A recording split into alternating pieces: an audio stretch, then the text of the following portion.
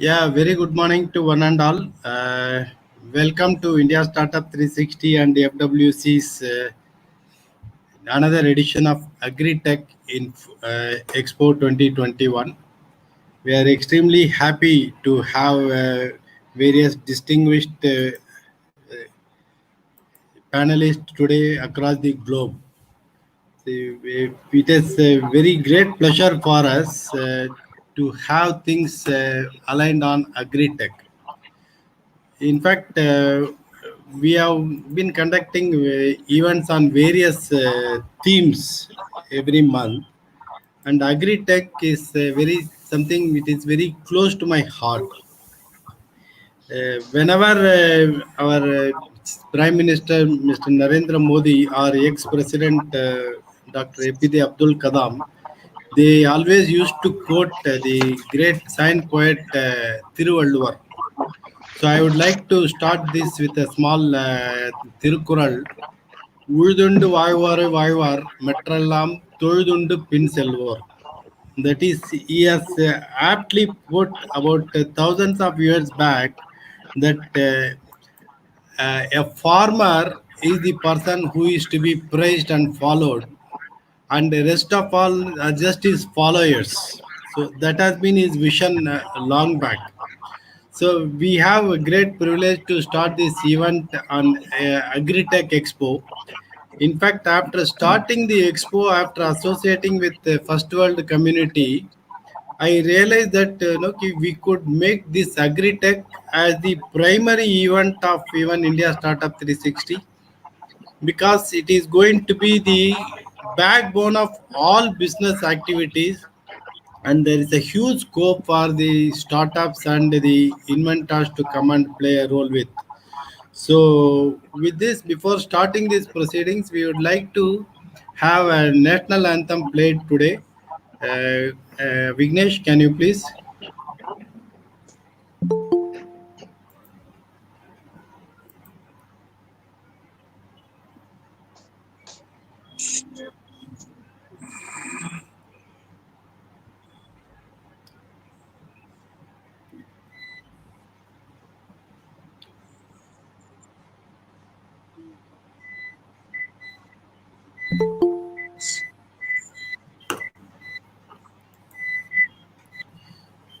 Vignesh, are we there? Yes, sir. Just a minute, sir.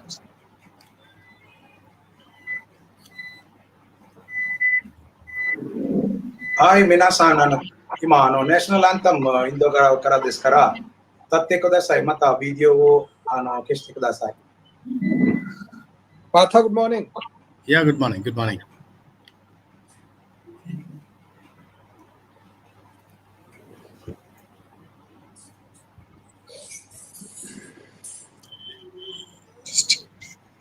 Any issues, Vignesh? Yes, sir. I couldn't play. Can you play, sir? Yeah. No, in fact, you should go and select the option tab play. Play tab. Play tab. You please that use that. It is somewhat like the freedom struggle what we had before getting the independence.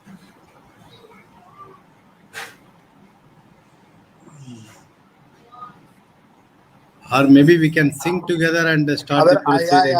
Otherwise, we'll sing together. Yeah. Please, let's have it that way. Yes. Ganamana Hadinayaka Jaya He Bharat Bhagya Vidata Punjab Sindh Gujarat Maratha Dravida Utkala Banga Vindhya Himachala Yamuna Ganga Uttala Jalati Taranga Dava Shubha Name Jage Dava Shubha Mange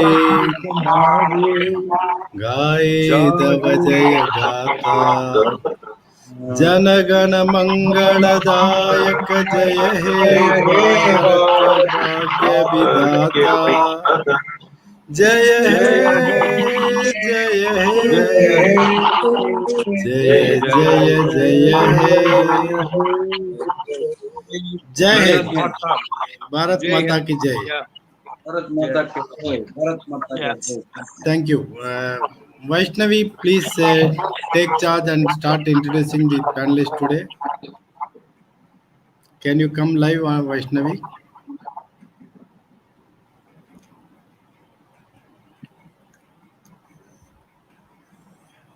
Miss Vaishnavi?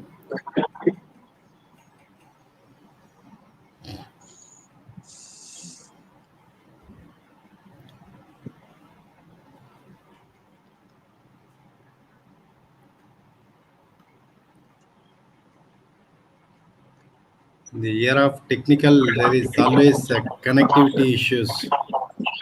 Can I request one thing? Yes, sir. Yes, sir. Can you put me on starting point so that I can view? We just Go we'll for wait. the funeral as I have written. No? Yeah, So possible. I know. Let me just play it safe. Vaishnavi, can we start the proceedings? Yes, sir. Yeah. Yeah, Thank please. you. Thank you so much Yeah. for the introduction. So before we proceed, yes, this is very, very good morning, one and all. So thanks for joining this prestigious event, and I request all the participants to mute yourself until we're calling you because there is a lot of noise disturbances. Exactly. Thank you so much. Thank you so much for the cooperation. Right. So this is Vaishnavi. So I have two EdTech startups, and today I am the host for the event. So yes, so without any further delay, let's start it. So I'm very, very honored to be the host of a very good event today. So which is Leap's AgriTech Expo of 2021, which is jointly organized by First World Community as well as India Startup Ecosystem 360. So what is more mightier than we empower our villages? So as Mahatma Gandhi told, as so many eminent people, like Nammalwar, and people like them told us to empower villages. So I take immense honor to invite Mr. Ashok Kumar to talk about the LEAP program, and we shall start the inauguration. Good morning, all of you, all the participants.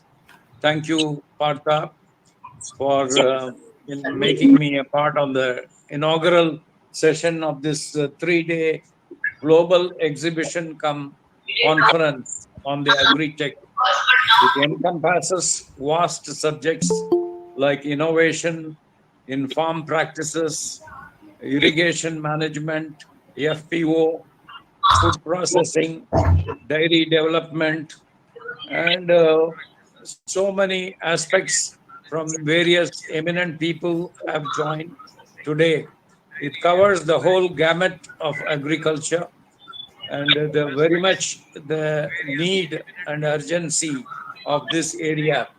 So people have to visit this area, which is the substratum of our existence. So man has traveled from the Stone Age to the digital age. A lot of transformations have happened. And today, the modern man talks of technology and science, whereas the oldest vocation, the oldest known form of practice is agriculture.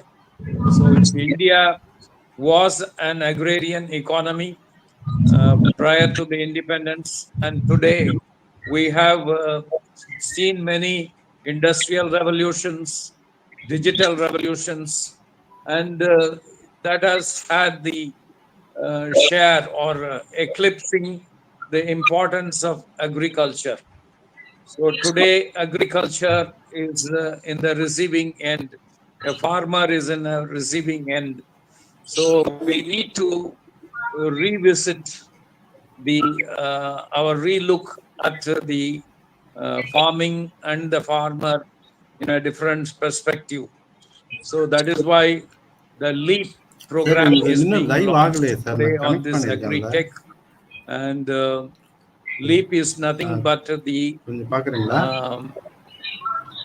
it is an acronym of livelihood, empowerment, acceleration program. So this has been this idea. The leap is from the first world community.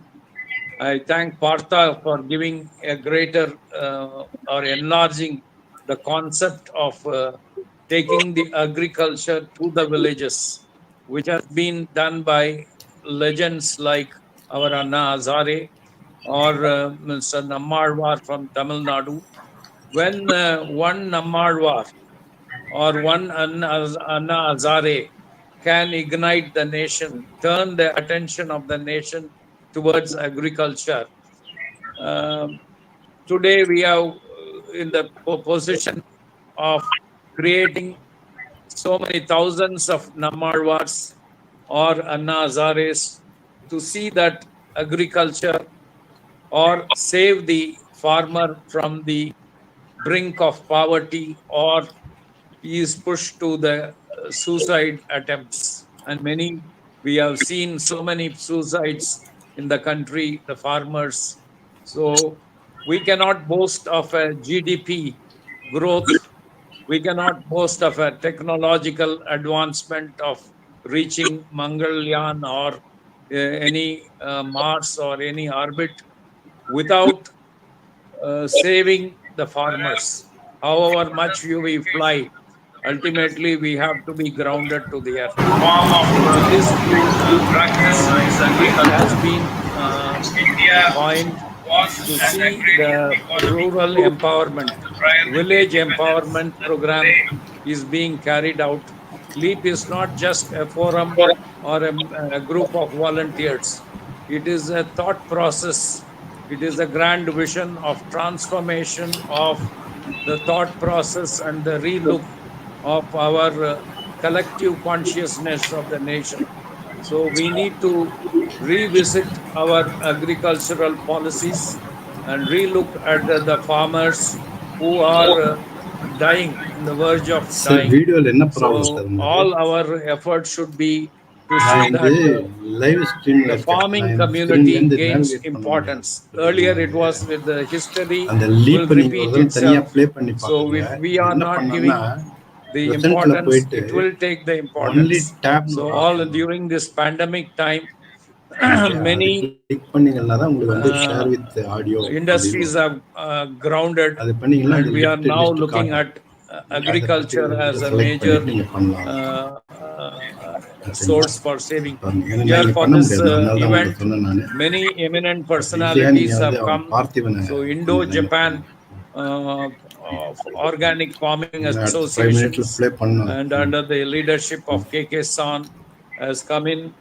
And also recently, you may be aware, Sikkim is the first state to go 100% organic, and the man behind Dr.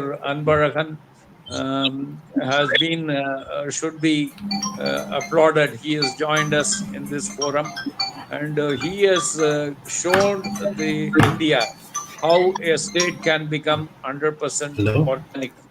So this is one of the great நீங்க கொடுத்த key தான் போட்டுருக்கேன்ல. achievements. I think we should say a state like a small state like Sikkim, battered by many climatic changes, still able to show that organic food can be produced. So going by the Sikkim way, we will get a lot of guidance from Dr. Anbaragan to make our food non-toxic. Food security and safety is the important urgency need of our society. So LEAP is going to be inaugurated today by Dr. Moni. He will be joined by Dr. Balachandar IAS, who was the former FIO, Director General of FIO, and also Mr. Parthasarathi of who has been very passionate in empowering the villages. He has done so much of work in village empowerment and agricultural strategies across Tamil Nadu and also the global diaspora of the Tamils.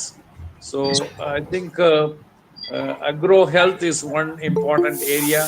where agriculture should be blended seamlessly with the healthcare and agriculture should be seamlessly united together so that we don't see any illness or sickness. Unave marundu is the Tamil proverb for you don't need to go to a doctor. You can maintain a good health if you have a toxic free diet, and that is ensured by organic farming. The way forward is organic farming, and today we will be having an enlightened session on various panelists, experts, scientists, researchers, policymakers. All have come together today to give a lot of inputs and ideas. And also we have a student community who will be attending a boot camp. So the whole agriculture will be regenerated by this effort of AgriTech. We will be opening the eyes of many people and the policy makers. And um, we are in the eve of celebrating the 75th independence of our nation. Our nation cannot, the independence celebration cannot be complete without enriching a farmer, without uh, preventing a farmer from being in poverty or in the so unless we save a farmer and the farming community, there cannot be a real celebration of independence.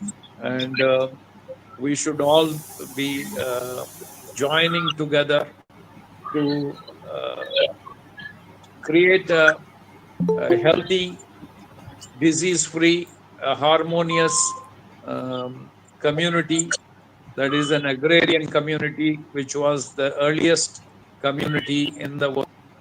And we should be able to do with this kind of interaction with so many experts and stalwarts joining together and redeem the lost glory of agriculture and the farmer.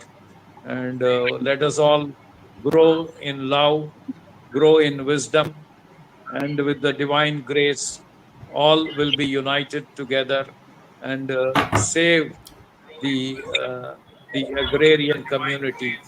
So thank you all for opportunity, and thank you, Partha, for spearheading the need of the country and need of the hour, which is agriculture. And a lot of technological inputs also is being given from many various experts. I thank you really for this opportunity. I declare open the session of inaugural session with along with the various experts joined today. Thank you all. Thank you very much, Dr. C.K. Ashok. It's in fact a great privilege for India Startup 360 to organize such a massive event. And I am really privileged and blessed to have people like Dr. Ashok Kumar, Dr. Moni, and of course our beloved the Major General Tajuddin.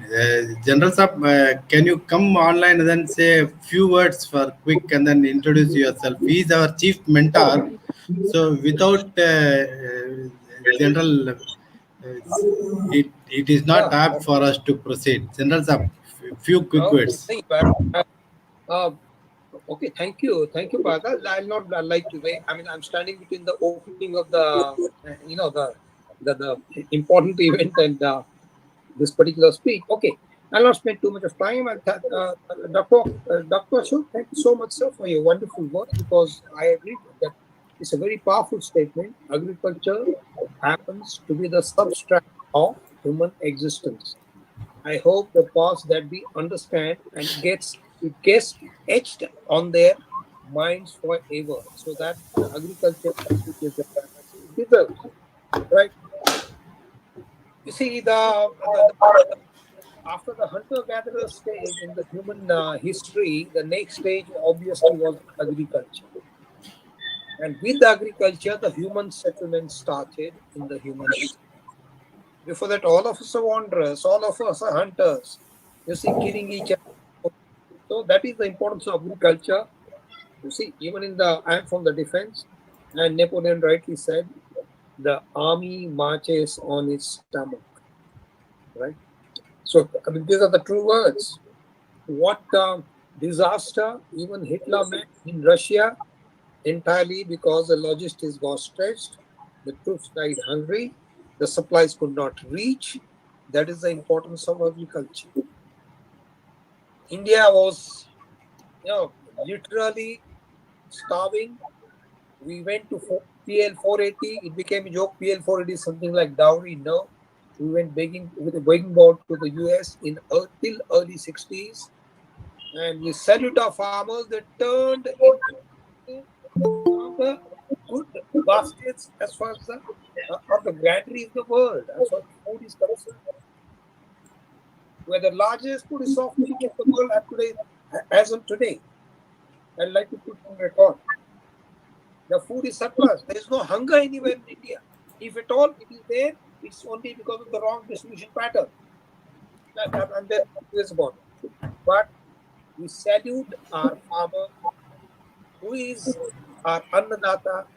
Without his largesse, without his magnanimous attitude, and the attitude of service to the humanity, we won't have. I'd like to thank our founder, who's the brain behind this particular event, and I wish event all the very best. Thank you. Thank you. Thank you. What you, Vaishnavi?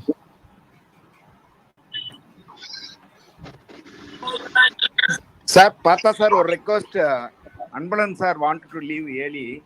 No, that's what it is there. It is going on. Okay. So, are you there, Vaishnavi?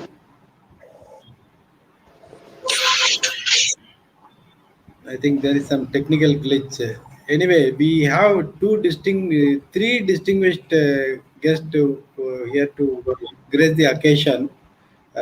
Dr. Anbalagan from the northeastern part of India.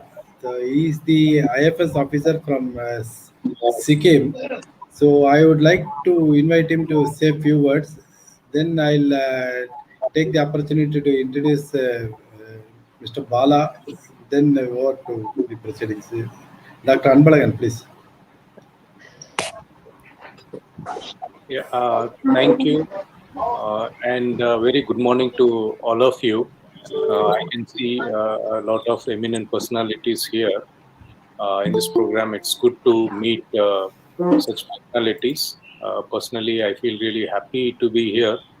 But I would be here for a short time only because I have other engagements today to catch up. I thank Dr. Ashok and Mr. Murugeshan and the entire team for inviting me to be present here. And when I asked Dr. Ashok what should I be doing in this meeting, in this program, they said it was a 3-day event, and but I'm able to contribute very little time because I have other engagements as well. Otherwise, I would have been part of this for the entire 3-day review. But anyway, thanks, and I feel really happy that so many such movements are happening around the world, and especially in Tamil Nadu. And informally, I have been interacting with several farmers groups when I come home to Tamil Nadu during our winter breaks. So I've been I'm associating myself with the farmers informally, though formally. Very recently, the Tamil Nadu government organized a meeting for this budget session, which is happening tomorrow, where a separate budget is going to be presented for agriculture. So I again feel happy that something positive towards this is happening on organic farming as well. So in this background, I will just like to briefly touch upon how we how Sikkim state reached this position, how our journey took place over the years, so that some idea could be given to the participants. You know well that Sikkim is the first state that has become 100% organic. It's not just organic; it is certified organic. So, which means every piece of land, every piece of agricultural land in the state is certified. So it was not just an achievement that happened over a few years or in over a few months' time. It took almost 20 years for us to reach where we are now. The seeds are sown of this program way back in the year 2003. So when the government announced that we should be going the organic way. So that was the time when the thinking started. So from the year 2003, we had to do or undertake a lot of experiments, do pilot projects, create institutional mechanisms, infrastructural facilities to go about this program. So it was the then chief minister who made the announcement, and he set the ball rolling, and the department set into action. And for about 7-8 years, it was all trial and error practice, creating awareness programs. All relevant or related activities were done over a period of 6-7 years. And in the year 2010, this was the formal launch of the Sikkim Organic Initiative, when during the Independence Day celebrations, the government launched the Sikkim Organic Mission. So that is the foundation. I would say that though the foundation was laid way back in 2003, the implementation started in the year 2010 only, with a formal launch of the Sikkim Organic Mission. And it laid a very clear-cut time period as well. Say 5-year time period was given for conversion of the entire agricultural land to organic. So that's when it all started. So we started certifying, and the mission was started, was mandated to take up this job of converting the conventional farms into organic farms. So we did the certification for about 5 years, and by the year 2016, we had certified the entire state, so which is roughly 76,000 hectares. So it is 100% certified organic, and it was through third-party certification. And you all know that Honorable Prime Minister was here in the year 2016, January 2016, where he was part of a national conference where he announced that Sikkim has become a completely organic farming state. And that is the first achievement, I would say. That was in 2016. Now we had to shift focus. Having just become organic doesn't end, or it doesn't help anybody. So we are now shifting the goalposts to make organic farming in the state a successful or profitable commercial venture. So this is our focus now, and we are working towards creating value chain systems in the state. We have also, for this purpose, we have created farmers producers organizations, and as of now 28 FPOs have been created, and another 28 is in the process of promotion. So that we are trying to, in fact, we are trying to saturate the entire state with the producer organizations. And simultaneously, we are also creating functional infrastructure and helping them with marketing facilities. So this is in short of what has happened over the years. And Dr. Ashok mentioned that I was the man behind it, but I can't take the credit alone. I don't. I'm not willing to take that. I was only a part of the entire mission. I, in fact, joined the mission halfway through, but I'm still with the mission. Continue. It's been more than 7 years now, and today, in fact, it was today was the day 7 years back I joined in the mission. So I have completed 7 years and stepping into the 8th year now. And it was a team that did the work, and in fact, we have today become a model for the entire world. So, having achieved this, what I would like to say that is that a model has been created, and nothing speaks better than success. So, if a similar model could be created elsewhere, maybe in Tamil Nadu, if it's possible, so that would speak volumes.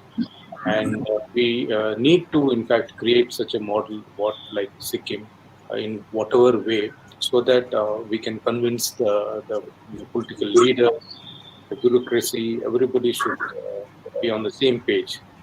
In order for that to happen, we need to create a model, and one single model is just enough to create an avalanche effect, and it will become a model, a bigger model.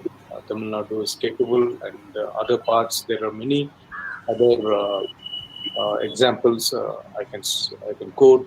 Many other states, organic farming is catching up. Madhya Pradesh, Chhattisgarh, in the Himalayan region, Uttarakhand, Himachal, even in Andaman. So it's catching up. So it's a concept that is catching up, and we should prove that organic farming can, in fact, do wonders and satisfy the food requirements of the country as well as the world.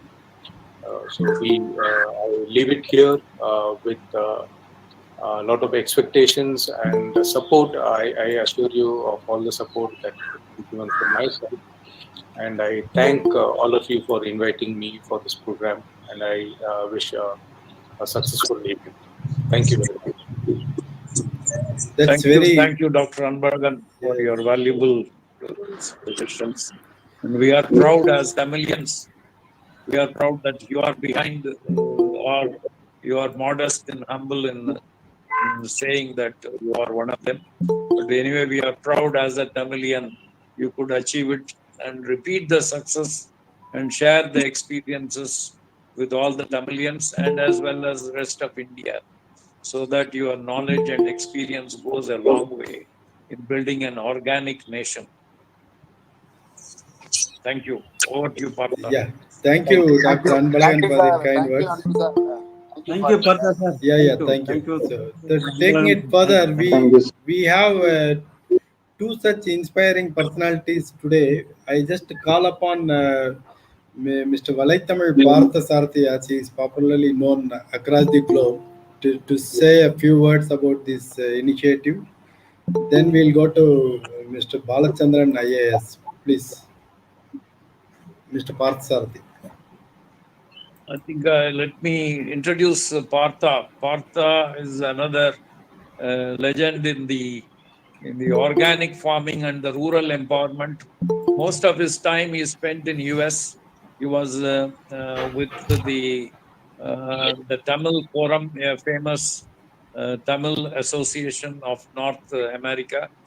And having come back to India, he wanted to passionately empower the villages and also connect to the traditional practices which was now given a go by. I think Partha has been a pioneer in rural empowerment programs.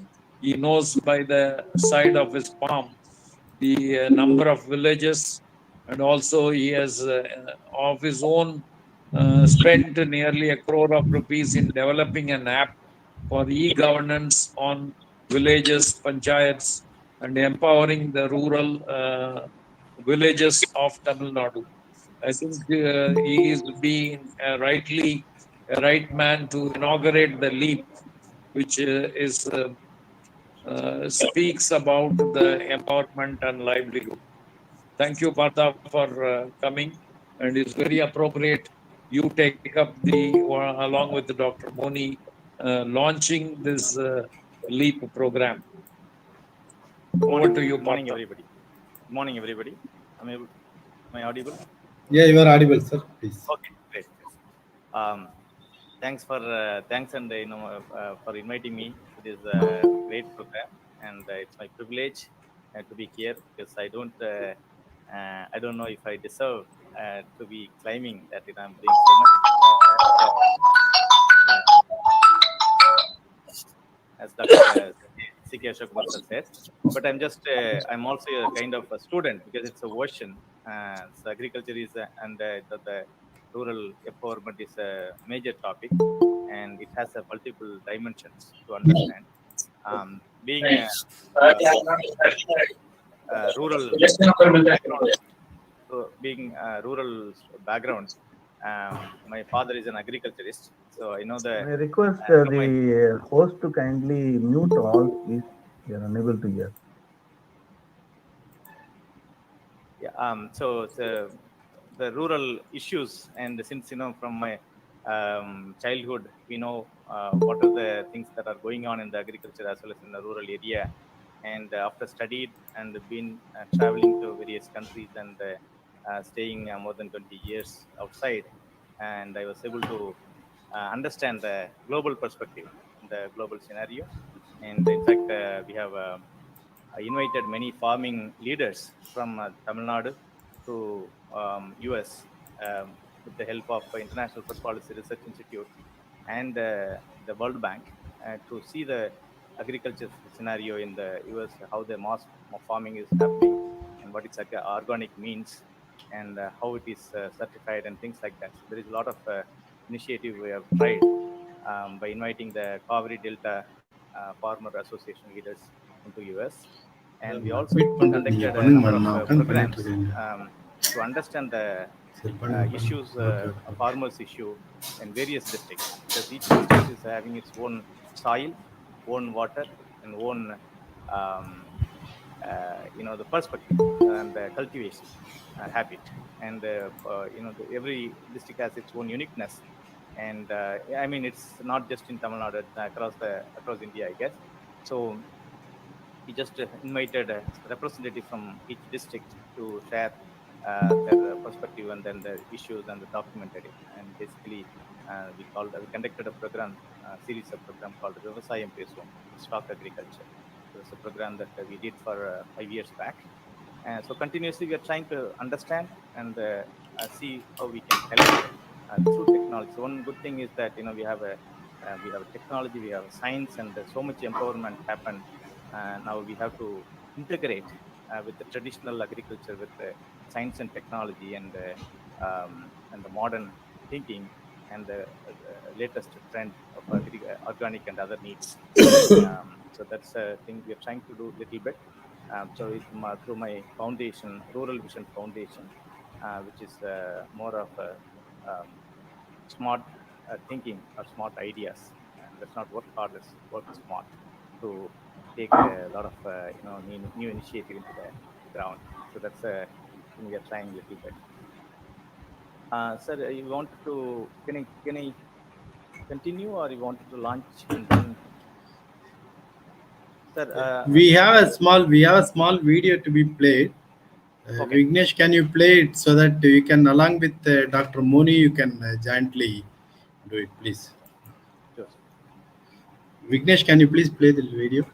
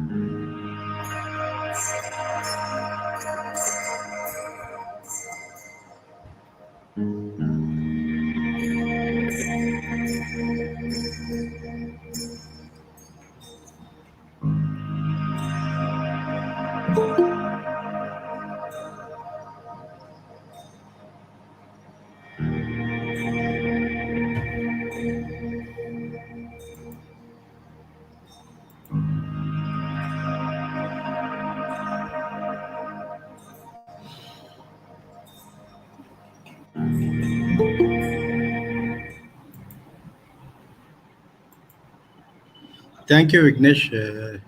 Yeah. So, Dr. Moni, a few words, and then a formal launching. Then you can go ahead with your keynote address. Thank you very much. Very good morning to all the participants from India and abroad. It is a very important occasion. I'm very happy that Mr. Partha is, from, his experience in US and has come back and he is involved in facilitating smart farming and smart village. I'm very happy about that because in 2002, I was instrumental in getting a scheme in India approved by the then Planning Commission in the title The Smart Village. And I was not able to operationalize it because of various hurdles, which normally happens in India. And today's program is LEAP. Let us have achieved in leaps and bounds. This is more important. And I'm also listening. I was listening very carefully what Dr. Ashok Kumar said it, Dr. Anbalagan said it, and it's very important. When Dr. Ashok Kumar said it, that agricultural health is an important thing. Today, the COVID-19 situation has proved that how we should be very careful and quarantine ourselves with respect to the animal diseases concerned. And 85% of the diseases which we get come from animal. And integrated farm health management, or in short, agriculture health or agro health is very important. Human health, plant health, animal health, soil health, water health, and fishery health is very important, and that will lead to effective organic farming at the grassroots level. And smart farming and smart village are very important components. And I'm very happy that today in the IS360 and collaboration with First World Community is launched LEAP 2021. And it is a livelihood empowerment and acceleration program. And empowerment and acceleration are very important at the village level. Our father of nation said it that the road for development of nation goes through village. And we got about 6.25 lakhs villages. And this year we are celebrating 75 years of independence. And none of the bureaucrats want to walk to the village. They always consider village as the last mile connectivity. The time has come that the village is the first mile connectivity. 14 crore operational holders who grow agriculture are the first mile people to feed us food. And from PL 480 situation, today is a food surplus and now going towards nutrient sensitive agriculture. NSA is very important. And this is where that the programs like LEAP 2021 and Indian Startups 360. And I was very happy to have to see the title Indian Startups 360. We have to see not only 180 degrees, but the 360 degrees view one has to have it. And today it is possible with the digital technology. With this, I'm very much thankful to Mr. Parthasarathy Iyengar for inviting two to join in this important program. And Mr. Partha Sarathi, he was his Valai Tamil Partha, and it's very good, and I'm very happy and to participate along with you to promote Leap 2021. Let it achieve its objective leaps and bounds. Thank you. Thank you. Thank you. Good morning for your kind words.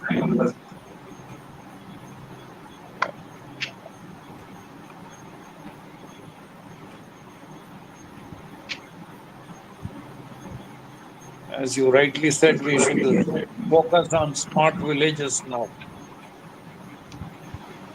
Okay, so is it I have to continue with my talk on this inaugural address, or there are What, other. Partha? Sir? Where is Partha? Yes, Partha has to. Yeah, can I finish my? Yeah, tell me, sir. Yeah. Yeah. Okay. Please. Okay. So, yeah, I just wanted to see if the launching of this leap. When CK sir said yesterday, I was so excited that I was not aware till yesterday when he said so many. Sir, sorry for the interruption. Your voice is very, very feeble, sir. Are you able to hear me now, sir? Yeah, now better, sir. Okay. Very good. No, again, everybody has to go on mute, please. Yeah.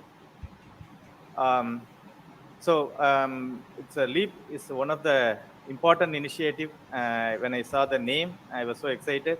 So this is something that is a need of an hour, livelihood empowerment acceleration program by India Startup and FWC joint project, and it is mainly facilitated and across India, and of course it's going to be later focused on Tamil Nadu from specific areas. So I was so excited to be supporting this from whatever the little knowledge I have, and whatever we have tried in the past to empower the rural villages through our social initiative. So in a great our Thiruvalluvar and Thirukural, they allotted one portion for agriculture. Yeah, so that's very important. Right? So this there's agriculture. There is a 10 information he mentioned about Thirukural and about agriculture. So one important kural I just wanted to whoever is in this meeting. So later on I'll send it to CK sir about all these 10 information about agriculture, that what he mentioned, and then we can use it for our day-to-day life, because there's so much in 2000 3000 years back they thought about agriculture, and they've written so much about agriculture in the Tamil literature. சுழன்றும் ஏற்பின்னது உலகம் அதனால் உழன்றும் உழவே தலை.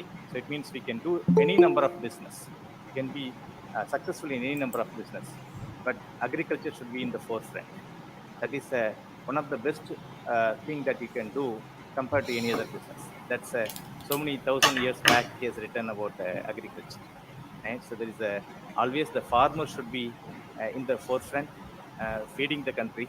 There's so much of population and that needs to be fed, and we can create any number of business, but the food is important. If there is a food scarcity comes, we cannot buy with anything, right? So we cannot buy we can give up anything, but not the food, right? So that's very important to feed the country, to feed the population. So we need to always we know that that's why there's so many people are worried about and bringing so many initiatives together, and I'm thankful to both the organizations to arrange for this such a wonderful program, and for all the experts who have been joining from various part of the place. So based on my little understanding, I traveled extensively, not only here in the US and other places where the agriculture is going on. So basically in India today, the rurals are shrinking. So cities and metros are, growing. The main reason is it's not that their passion. They like Chennai or Pune or Bombay or Bangalore, because there is nothing in villages right now. Okay, you cannot survive in villages. The rural youth, they studied bachelors, masters, and PhDs, and they cannot have their livelihood in the villages. If you take any sample of any of the villages, if somebody is out away from village for a long time, and just see how the person can survive, whether it's making this money or doing some small business or doing agriculture, and we can produce anything. They are very experts in producing so much, but challenge is selling the product, getting the minimal, sustainable cost. I mean, the price for the items that they produce. There is no value for that right now. There is no proper system to get things from the farmers with the right money, right price. Because they are, for example, in my village, my father recently said, I sold 400 coconut from my farm. So, I said, how much? He said 4 rupees per coconut. But in Chennai, there is a 25 to 35 rupees it's sold in the market. But in your farm, it will be around 3 rupees, 4 rupees, 5 rupees.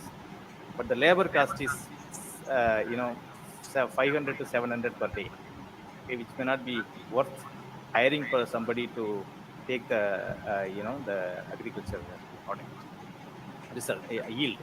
So that's a major thing. One is the labor side is increased, the cost of living is increased, but the fertilizer and the other seeds and everything is increased.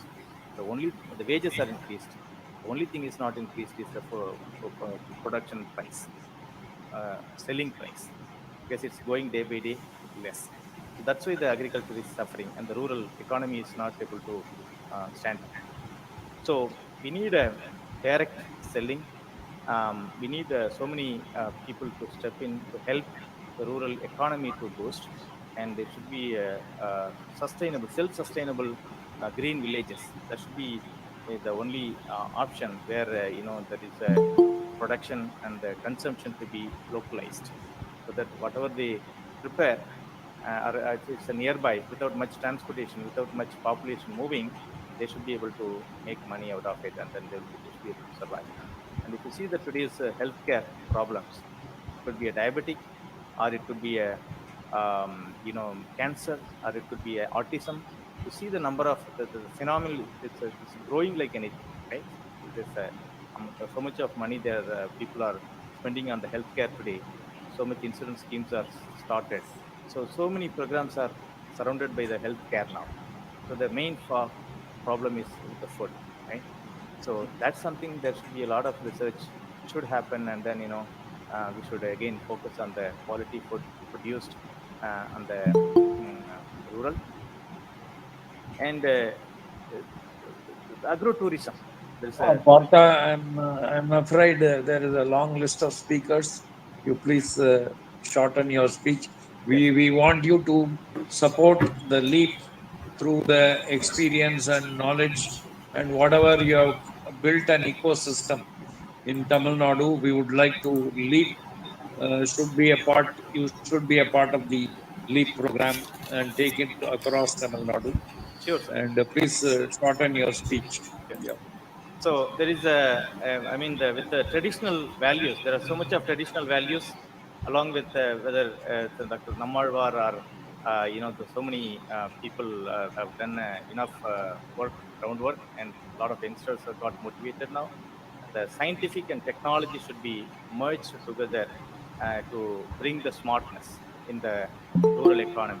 So that is something that the educated mass from the technology and scientific background people should be able to help, and there can be a number of innovation should happen in the rural area. That's what the India startup and FWC is trying to achieve through the LEAP program. Yes, so we're all will be there to support whatever way is possible, and I wish this program helps the not only Tamil Nadu, so across India to empower the villages. Thank you very much. Thanks for the great opportunity. Thank you, Partha, Thank for you. inaugurating the loop. Yeah. Thank you, Mr. Parthasarathy. I just want to share one more information over here. It will be apt for me to contribute over here. See, we are having two more ambitious programs to be launched along with the First World community. That is a virtual super bazaar exclusively for the purpose of regional producers and these formal producers organizations, that is to be launched, and which is going to be a collaborative inventory management, by which one product being sold in some place can be sold by the counterparts in other place also. So this is the first time of its type that we will be launching that. And apart from that, we are also planning to come up with this flea market concept to help the regional producers to market the product there locally. So these two projects are there in Anvil. Maybe sometime in the month of October we will be launching. So we are here to support the entire community, and vice versa. We are definitely asking the community to also come and support us. Thank you for your kind words and your support. So thank you very much. Over to you, Dr. Moni. Thank you very much. And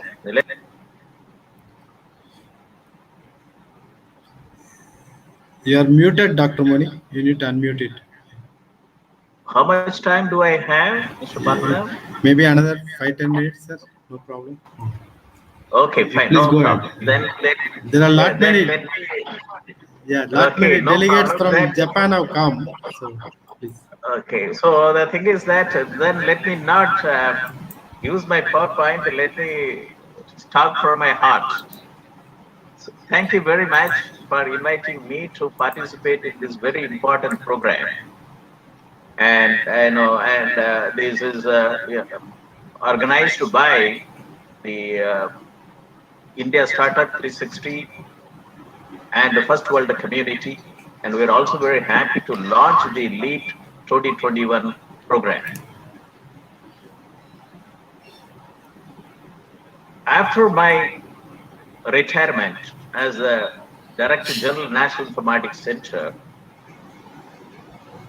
I have joined as a Professor Emeritus with the Soviet Institute of Engineering Technology, Meerut, and established about 5 centers of excellence to promote digital technology in rural areas.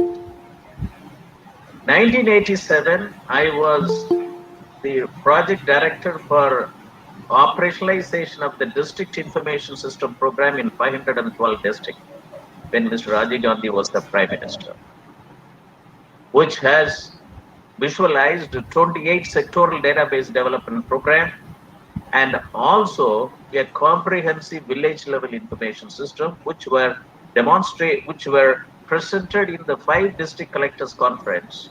I was there in discussing with about, at that time, about 512 district collectors were called in 5 regional conference and were presented to them. 95, I was instrumental in organizing a big international national conference at Vigyan Bhavan.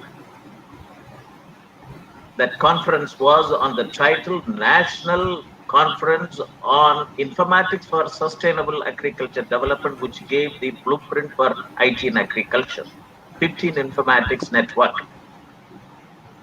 Being a person, computer science, MTech computer science from IIT Chennai, 1976-78 batch, and also a student of mathematics, MSc Mathematics from Ramakrishna Mission Vivekananda College, Mylapore. I took a pledge to work in the area of bringing technology in agriculture rural development from my positions in National Informatics Center. I took a passion. During my tenure, I would have been traveled more than 400 districts in the country. I was able to see the rural distress way back in 2000. And this is the time I thought that the 15 informatics network, which were as the recommendations of the national conference that is called ISDA 95, which I was, motivated to have it based on the recommendation of Rio Ed Summit, Agenda 21, Chapter 10, 14. And then I thought that it is very essential to, operationalize and convert as an academic program to motivate rural students to get into, agriculture through information technology. And today, the COVID situation, COVID-19 pandemic situation has shown the result that how the people from urban area are moving to the rural areas to get into agriculture. This is one situation. That has motivated me to get into the university after my retirement to have agricultural informatics as a discipline. Center for Agriculture Informatics and E-Governance Research Studies, which is launched, which is the first center in the whole world. And to motivate the students of agriculture science and non-agriculture science to have IT appropriately to get into agriculture discipline. MTech in Agricultural Informatics and BTech in Agricultural Informatics and PG diplomas.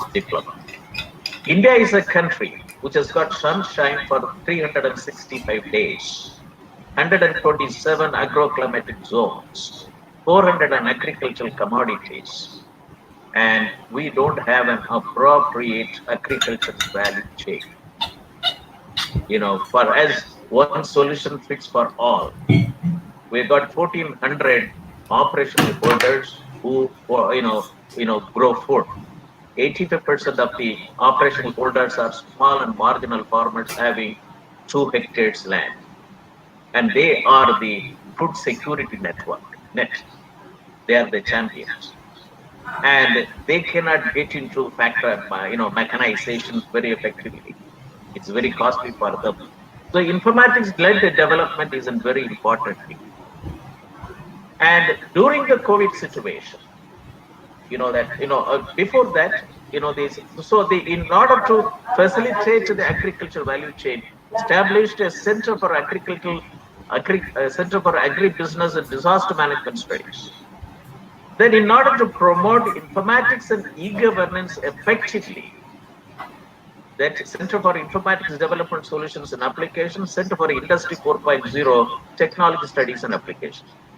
Rural economy, and our Dr. Ashok Kumar very nicely said it, that India is an agrarian economy, and this is the era of digital platform economy. India has to be a digitalized agro economy. 14 crore farmers have to be digitalized. They should be made as a global entrepreneur. Does the governments at the state level do have vision to convert farming as a smart farming? And why should we allow every drop of rainfall has to go to Bay of Bengal without our permission? And can we think back to the period of Chola? They have constructed water bodies in every village. Today, all water bodies are encroached. All waters, rainfall goes when the rainy season, it goes to Bay of Bengal without our permission. And when there is no water, when there is, we fight with interstate problems. So this is very important that if India has to be an agrarian economy, water is an important component. Industries, small-scale industries are very important component. Agriculture is a very important component, and health is a very important component. Udave Marandu. The thing is that if agriculture, health, industries, and natural resource management are essential for, SNT-based agricultural, practices. So this is an important thing. So that made me part of the National Digital, National Doubling Farmers Income Committee report. Income by 2022 report. I was the chairman for 2 subcommittees, Volume 11 and Volume 12B. Volume 12B talks about digital technology in agriculture. So in this one, we have recommended, based on my experience, from 1987 onwards to 2014-16, converted as a 7 mission mode project. Let me read it out for the benefits of, because this this is an Indian startup startup. Let me read it out. Very important that digitalized agriculture is the digital technology and innovation in agriculture, synergization of digital India, make in India, stand up India, startup India, and skill India. As of now, the impact of these national level programs are very minimal at grassroots level, at farm level and farmer level, that too at a small scale farmer level. Because people don't want to walk down to the village. And second one, that is, that to facilitate smart rainfed farming, smart irrigated farming, and smart tribal farming. There is no, importance given for tribal farming in the country. So that's the reason only these three categories of smart rainfed farming and smart, irrigated farming and smart tribal farming. Second one is digitalized agromet advisories and agricultural risk management solutions. Third is that this country, we don't have a comprehensive agricultural resources information system. I was the member secretary of a task force in 2000 to have an agricultural resources information system. Till now, the report is lying and gathering dust. We don't have what is available on the ground, what is available below the ground, and what is available above, on the ground. And so I put as a third recommendation in the Doubling Farmers Income Committee report 2022 is digitalized comprehensive agricultural resources information system and micro level planning, facilitating smart farming and smart village. And this isn't because today technology has to be adopted, digital technology has to be adopted. We need to have who is the farmer and where is his farm. Farm planning is very essential, which is not happening. And the fourth is that we have got more than 400 agricultural commodities and 2,000 varieties. We can give food to the whole world. Canada has got about something like 9 value chain, and they have doing fantastic thing in the world. And why can't we have a digitalized agriculture value chain for 400 agriculture commodities, which will give large scale employment opportunities and also facilitation to the 14 crore operational holders in the country? Why it's not happening? We have 6,500 agriculture block developed agriculture officers, and they don't have even a 2-page note on that how many farmers are doing what in their block. That is the situation. Then digitalize the access to inputs, technology, knowledge, skill, agricultural finance, credit, marketing, agribusiness management of the farmer. Farmer has to run from pillar to post. And then digitalized integrated land and water management. Every drop has to be saved in the country for more crops. And seventh is digitalized integrated farm health management system. Farmer health, public health, animal health, soil health, plant health, water health, and the fishery health. Okay. Because 85% of the disease which we get come from animal. And this is a very important thing. You just to take it up that even the last one which is said, it can bring in umpteen number of startups at the grassroots level. Everything is vertical in the country. Now, this has to be, the barriers has to be cut across. And this is a 7 mission mode project. Then the country, last year, 2020, the country, the government, union government, the central government has enacted 3 important acts. 3, when I was involved in digital technology in agriculture, I didn't have the support of the legislation. But today with the 3 farm acts and the 7 mission mode programs which are discussed for digitalized agricultural economy can bring in 2.25 lakh agri-tech deep startups in the country, one per each Gram Panchayat, to facilitate 14 crore farming community, livestock economy, and fisheries economy. We have got about something like 22,000 fisher, primary fisher community cooperative societies, 33 lakhs, members. And if the fishery value chain with the blockchain technology traceability is adopted, it can bring an additional employment of another 63, 2 times.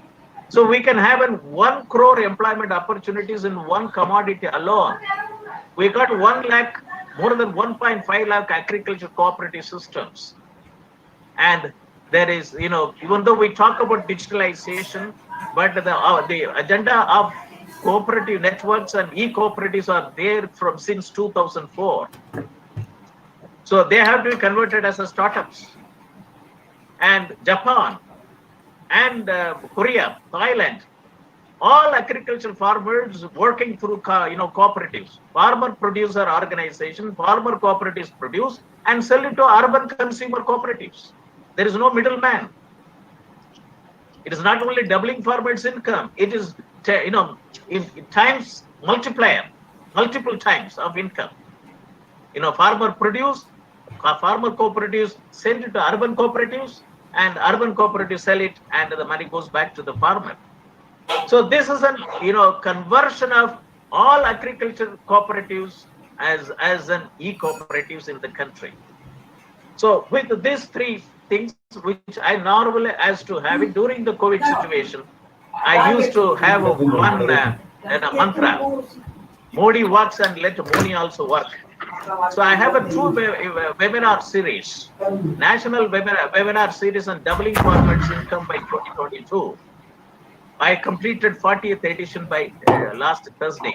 All topics, I will request all of the startups, entrepreneurs can look into the topic. They're all very relevant, and this can be for every startup. They can do it. And also international webinar series on open technology, towards self-reliant India, Atmanirbhar Bharat. And that also has completed 40 editions. So the 80 editions of both the national and international has given lot of problem areas for these startups to undertake. So this is an important thing which I thought that I should mention it. And second one is that 80% of the agri startups use digital technology as a part of their core offering. If the agri startups are using digital technology as the core offering, then the rural youths and the progressive farmers have to be trained on use of digital technology. This is where the agricultural informatics is going to play an important role. All BSc Agricultural Science graduates has to be converted as an agricultural informatics specialist. A BSc Agricultural Science has to be converted as a 4 years agricultural science and 4 years computer science, synergized to 4 years agricultural science and computer science. We want agricultural science graduate as the computer scientist when he come out, rather than becoming an agriculture officer in the government and rather than becoming a bank officer. We need agricultural science graduate to go and do farming.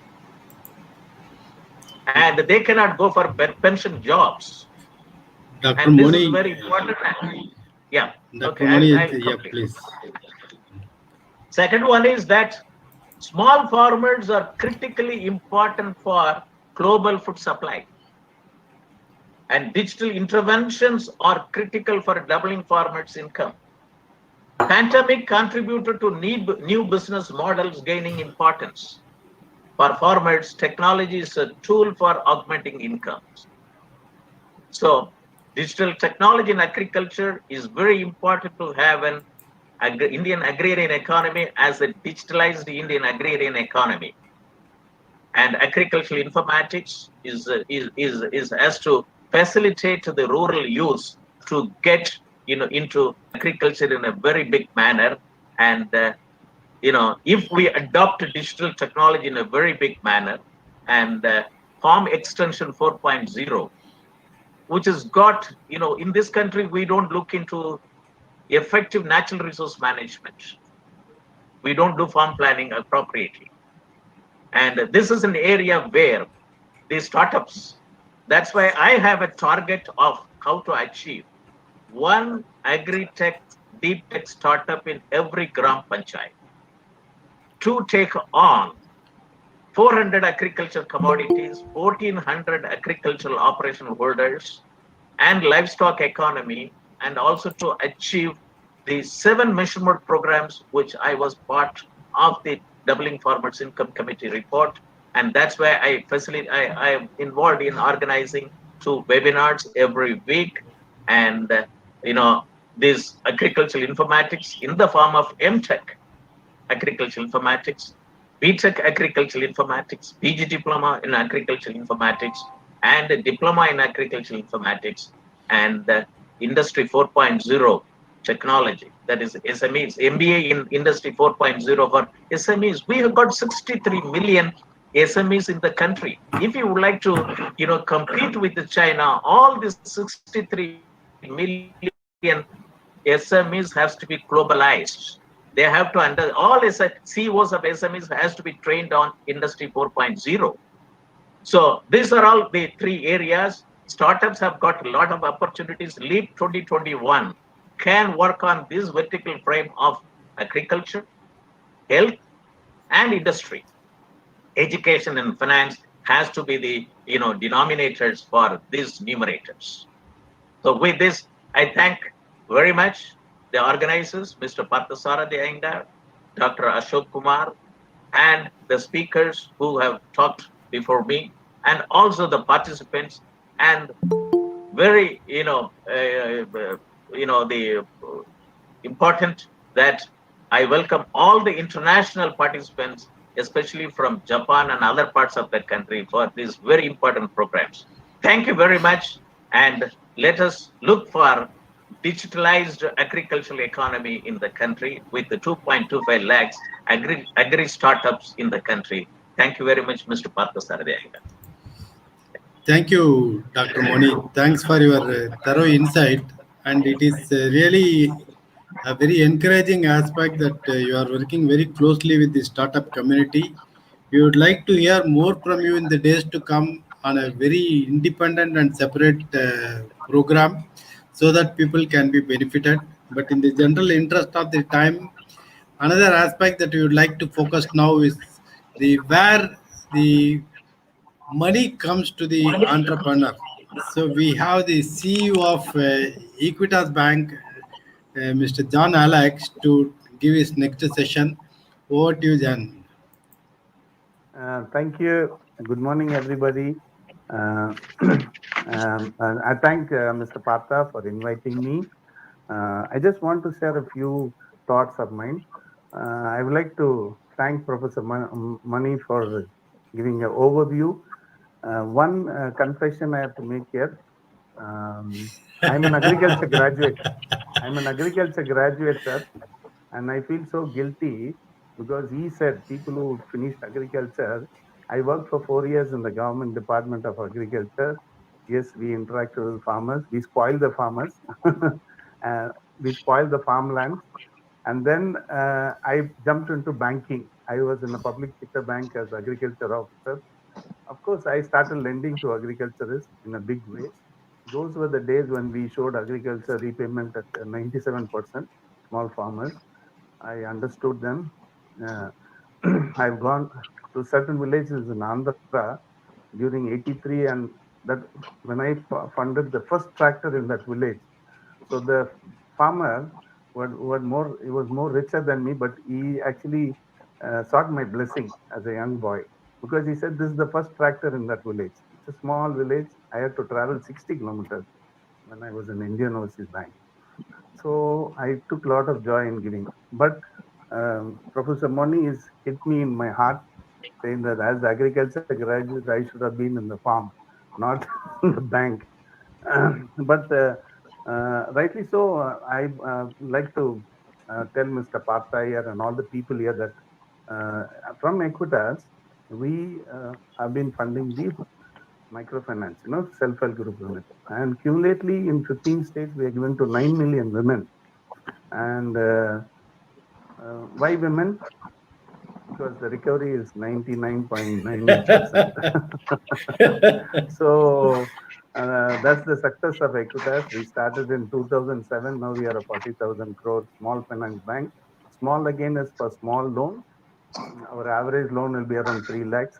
Average loan ticket size is 3 lakhs. So again, we are in the low income segment, and we are happy to do that.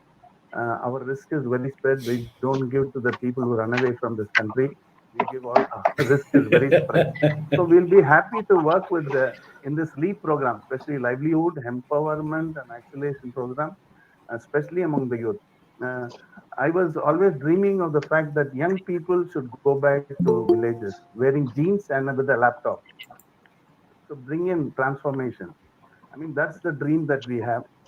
And the organizer here, I don't get your name, sir. You're the Dr. Ashok MC. Kumar. Dr. Ashok Kumar. Dr. Ashok Kumar. No, you, sir, your name is? I am Parth Sarthi, sir. You are Mr. Parthasarthi. And Mr. Parthasarthi rightly said some of the initiatives bringing back the youth into agriculture is something that is required, and it is happening. In fact, during COVID, what has happened is many of our young staff went back to villages because fear of the city. I'm in Chennai. And what we found was he slowly looked at his father doing agriculture and he said, can I do it better? And some of them have not come back. They are now in agriculture. That's a good thing. Probably I thank COVID for taking back this youth into the villages. And now is some of them with tablet, they are able to access information, markets, etc. And Super Bazaar is a lovely idea because some of the things that is bugging agriculture is marketing. Like rightly said, at the farm gate price, it is 10 rupees a gunny bag. But when it arrives on my table, it is 100 rupees. Can we play in the supply chain? There is demand, there is supply. How do we match this properly and cut the supply chain and bring in more margin for the farmer? There are so many players in the supply chain. Can we cut this? Flea market is another lovely idea. I think I should work with the Partha and the team to see how all our women's group can be educated on this because they're all farmers. Um, because of Indian system, women do not own the agricultural land, but the husband only owns. So, but they can become crucial players in transforming agriculture through their children. So, can we educate the women and the children to go back to agriculture, mechanize it, bring in a lot of transformation, and bring back the glorious days of organic farming? Like Mr. Anbargan from IFS was talking about entire chicken being transferred into organic. Can we bring back some states? I've been to Bhutan. They also said they never use inorganic fertilizer. Can we bring it to Bhutan? Flea market is a lovely idea. When you go to European countries, I have gone and purchased in flea market. It's very cheap. But at the same time, good margin for the seller. We have all this, weekly Sanda. The success of Equitas is Kodi Vandal, Kodi Nanmai. Power of aggregation. Even farmers have to come together. And FPO is a good model. But we have been successful in bringing the women together in self-help group. Can we bring the men together? It's a bit difficult. 20 men, difficult to see. We tried the men self-help group. It's not working. Women, it's working because they know the opportunity. They have come together. Imagine 9 million women we are given and they have repaid back well. If we can bring that discipline in men, I think small is also beautiful. Small holdings coming together, the power of aggregation has to. So I'm offering this idea that bringing them together, bringing cooperative farming. Cooperative farming is the answer for India because everybody's got small holding. I know families because I've been in this field for 40 years. I know farmer who had 4 acres. Now he had 3 children, divided 1 acre each, one to the daughter. Now these people have 2 children each. I don't know what will happen to the land. It'll be fragmented. So we put all the bunds in the moment 1 acre is divided into two. We put a bund, wastage of land. If only the bunds are removed, this whole mindset, what is a bund dividing a land? It's only a mind block. If you can remove that bund and grow something there, I think Indian agriculture product will increase by 25%. I'm sure about that. So it's all a mind block that we have a bund, a boundary in each plot of land. So I think these are some thoughts I leave. But last frightening thought I would like is IPCC recently told that it's too late to save the world. I am also a trustee of Exnora. We are trying to work in small mitigative ways to control global warming. IPCC declared it is too late to save the world. Can we do something? One thought is we have to take a pledge to save our Earth. This is the only planet human beings can live. There's no other planet, so they've not found out. So with this thought, I thank the organizers. I'll be happy to be part of LEAP, send this message to our women's group. We work in 15 states. We have 1,000 branches, 16,000 staff. We do a lot of CSR. We spend 5% of our CSR for, unlike the Ministry of Corporate Affairs says 2%, we have been spending 5%. We run 8 schools. We are going to start a cancer hospital in Chennai with Sringeri Month. We do health camps, skill training. We are rehabilitate homeless. So I'm be happy to partner with any of the people here, good people. I thank you for giving me this opportunity. Thank you. Wish you all the best. Thank you, Mr. Alex, for your kind word, and I'm very happy to announce you that your digital team is already working with us to organize the accelerator program EquidTech. So we are definitely looking forward to work along with your team, and we'll definitely work closely with you.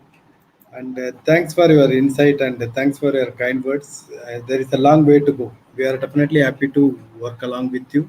Anyway, any format it is feasible.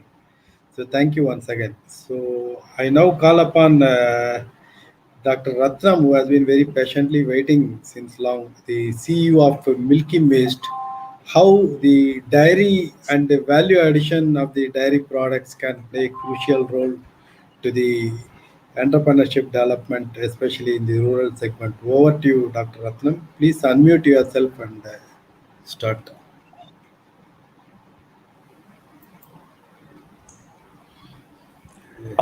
Good morning to all of you. Good morning, Partha. I hope I'm audible, right? Yeah, you are audible. You are audible. Bit echo is there. Sorry? Bit echo is there, but still okay. Okay. Good morning to all of you, my fellow speakers, distinguished guests, and the organizers. See, I have been associated with the milk industry on the rural economy sustainable development since last 2.5 decades, almost 25 years, 27 years now. And I am also happy to inform you all that,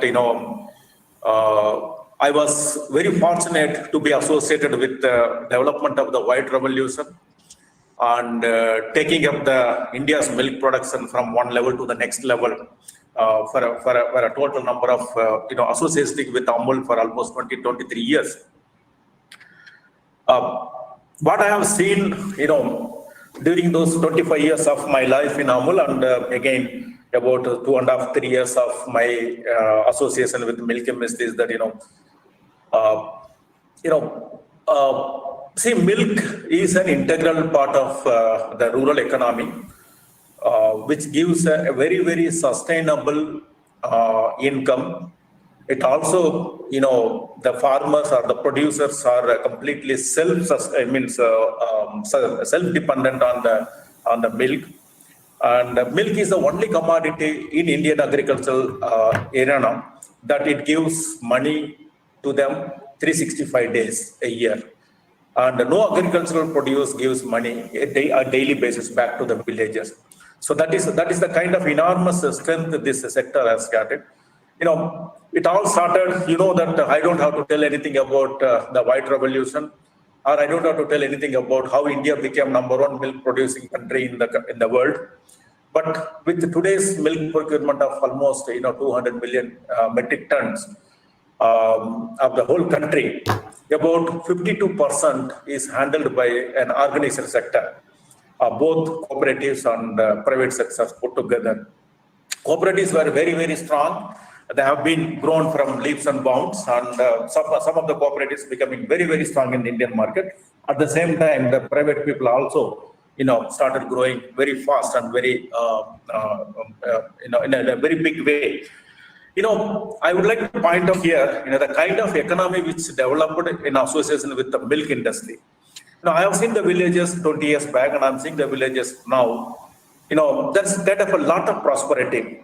I have seen during my association days with Amul, right from 1995 till 2018, is that every village through its milk operations, established cooperative societies or the milk collection centers, had independently developed their infrastructure facilities, like constructing schools, putting up the roads, proper roads, kind of water tanks for the village, developing community centers, and also developing a community cultivation. So it's kind of an overall development undertook by the villages, by the milk cooperative societies, either in Gujarat or in elsewhere in India. That's number one.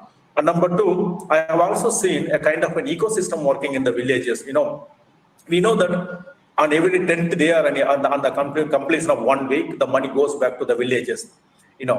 On the 10th day of that money going back to the villages, money getting transported into the society or the farmers, there will be large number of small vendors going to the village. Some people with the vessels and the cycles or motorcycles, somebody with the clothes or textiles. And again, each and every village, if it is a 200 houses or 100 houses, you can see some sort of small shops coming up. The people get milk, the money from the society or from the collection center. They go to the next shop and they spend some money on purchasing the groceries or vegetables or whatever it is. And they go to the next person, they buy some clothes and all those things. So, it's a kind of an economy which is an ecosystem which is getting developed, which all in turn, putting money back into the, into the rural population. That has given an enormous amount of spending capacity to the milk producers.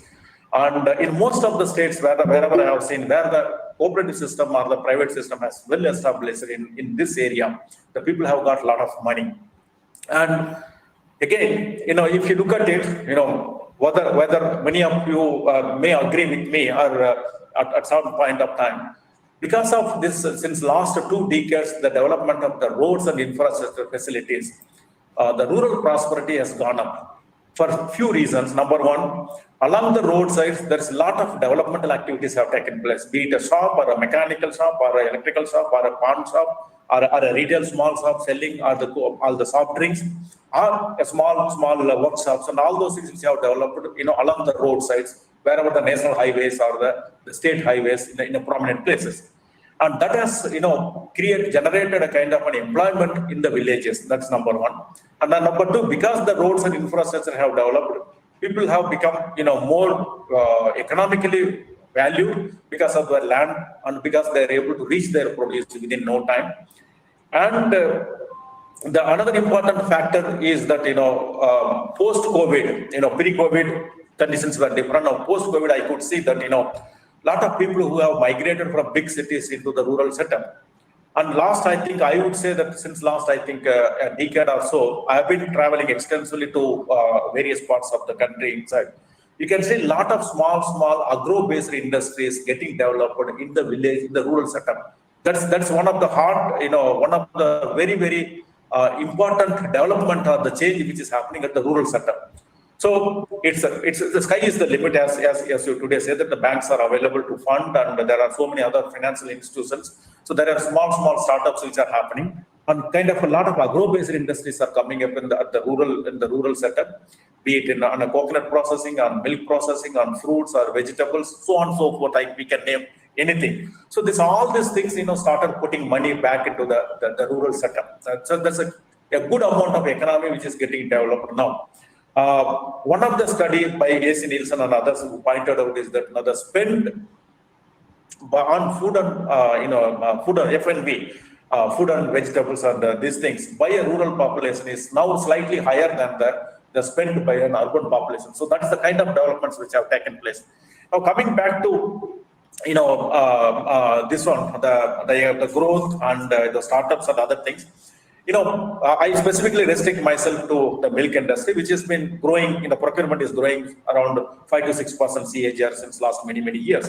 And there's a huge, market potential for the milk and the value-added dairy products, okay, and the food products. And this sector is growing again, almost depending upon the product category, about 15 to 20% in a year. So what I'm saying is there's a huge opportunity available for the small entrepreneurs. And if you look at it, gone are the days where we used to study biology or botany or zoology and other things and looking for the government jobs or the private jobs. Those things have changed. Because of the education system, now the youth has larger options, to start on their own. And the funding is not an issue. So what I'm saying is that because of the connectivity, because of the, the road, the infrastructure development, reaching to the cities has become so, in a very less time manner. So you're able to reach it within a short period. So all these things have led to a kind of a development in the rural economy. That's what I see. And I'm seeing that next 4, 5, 10, 15, 20 years, we would see a very, very strong rural economy growing. And as the government's, the ambition or the Prime Minister's ambition of doubling farmers' economy will not be, far away at the present condition, the rate of growth kind of a thing. So opportunities are plenty. Anybody, a startup, there's not a problem at all. They can do. Market is available. Produce is available, infrastructure is available, funding is available through different sources. So I see a lot of potential in this area, particularly in agro-based rural development in the coming years. So with that, I am thankful to Mr. Partha and Ashok for giving me this opportunity, and I hope the country would grow in a very, very rapid manner than what it has been. We have seen last 75 years of independence. Thanks a lot once again. Yeah, thank you very much, Dr. Ratnam, for your kind words and for the time provided to you. It's definitely going to be an encouraging word for all the entrepreneurs who are venturing into the dairy areas. Any quick takeaways that you would like to give it for the upcoming entrepreneurs who want to venture into dairy tech? As I said, you see, this sector is very much growing. There's a market available.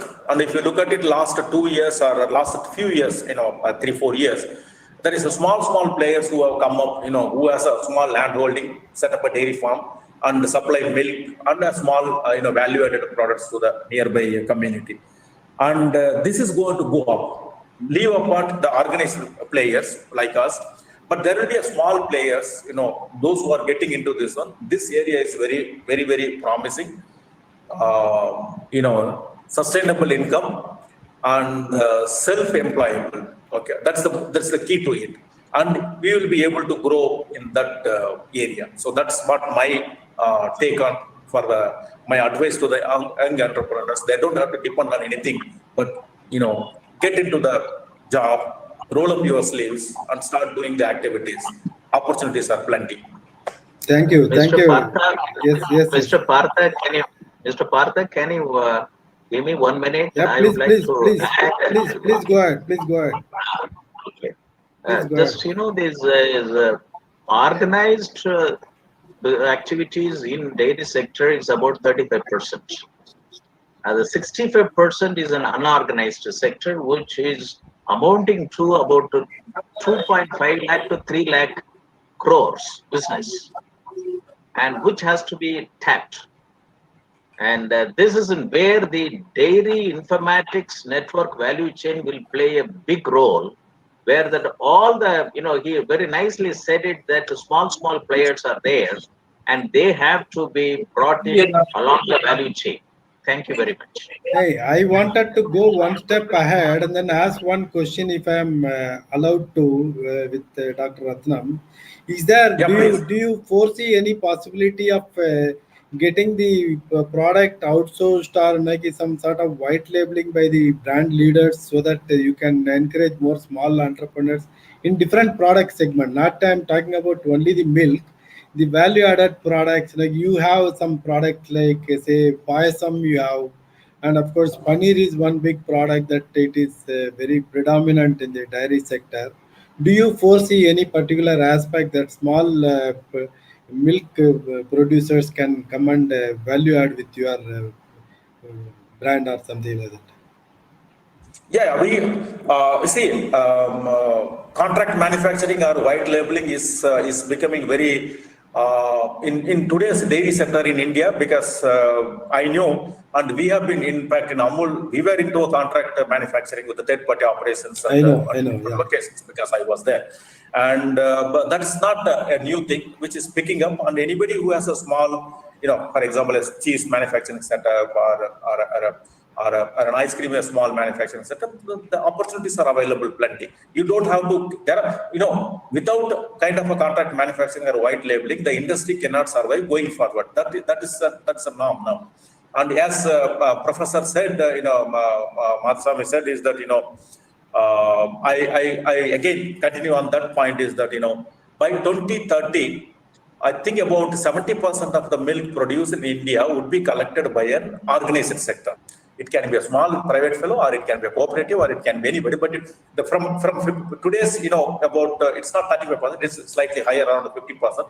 It would go up to 70%, and that would again generate a lot of economic development, generate a lot of employment, and also generate a lot of technology improvements in the system. Quite true. Quite true. It's an overall development. Yeah. Thank you, Dr. Ratnam, for you. that. Okay, I now call upon Mr. Karunanidhi to introduce our Japan delegates and take up the proceedings further. It has been a quite long waiting for them. Mr. Karunanidhi, can you unmute and come yourself, please? Yes. Thank you, sir. Partha, sir. Thank you very much. And very warm, good morning and welcome to all of you. Let me introduce and our whole team and our very best thanks to our mentor and guru CK Ashok Kumar sir for giving this best opportunity, and possible community through the lead is also collaborating with the Japanese in a large way going forward. So myself, Karunanidhi Kashinathan, you all can call me KK, and I've been working in IT industry and quit Hitachi from a global director role. And then I took up the agriculture in the front, though I have the technology, which I put it in the backside. So it's a very relevant for us today, that AgriTech 360, that we are all here. And to introduce about the Japan and our team, myself, Karunanidhi Kashinathan, and I have a Government of India, retired 18 years, a consultant who is present with us. His name is Mr. Hideharu Hyodo, whom you are all seeing like an energetic 28 years young boy who is sitting with us here. Nice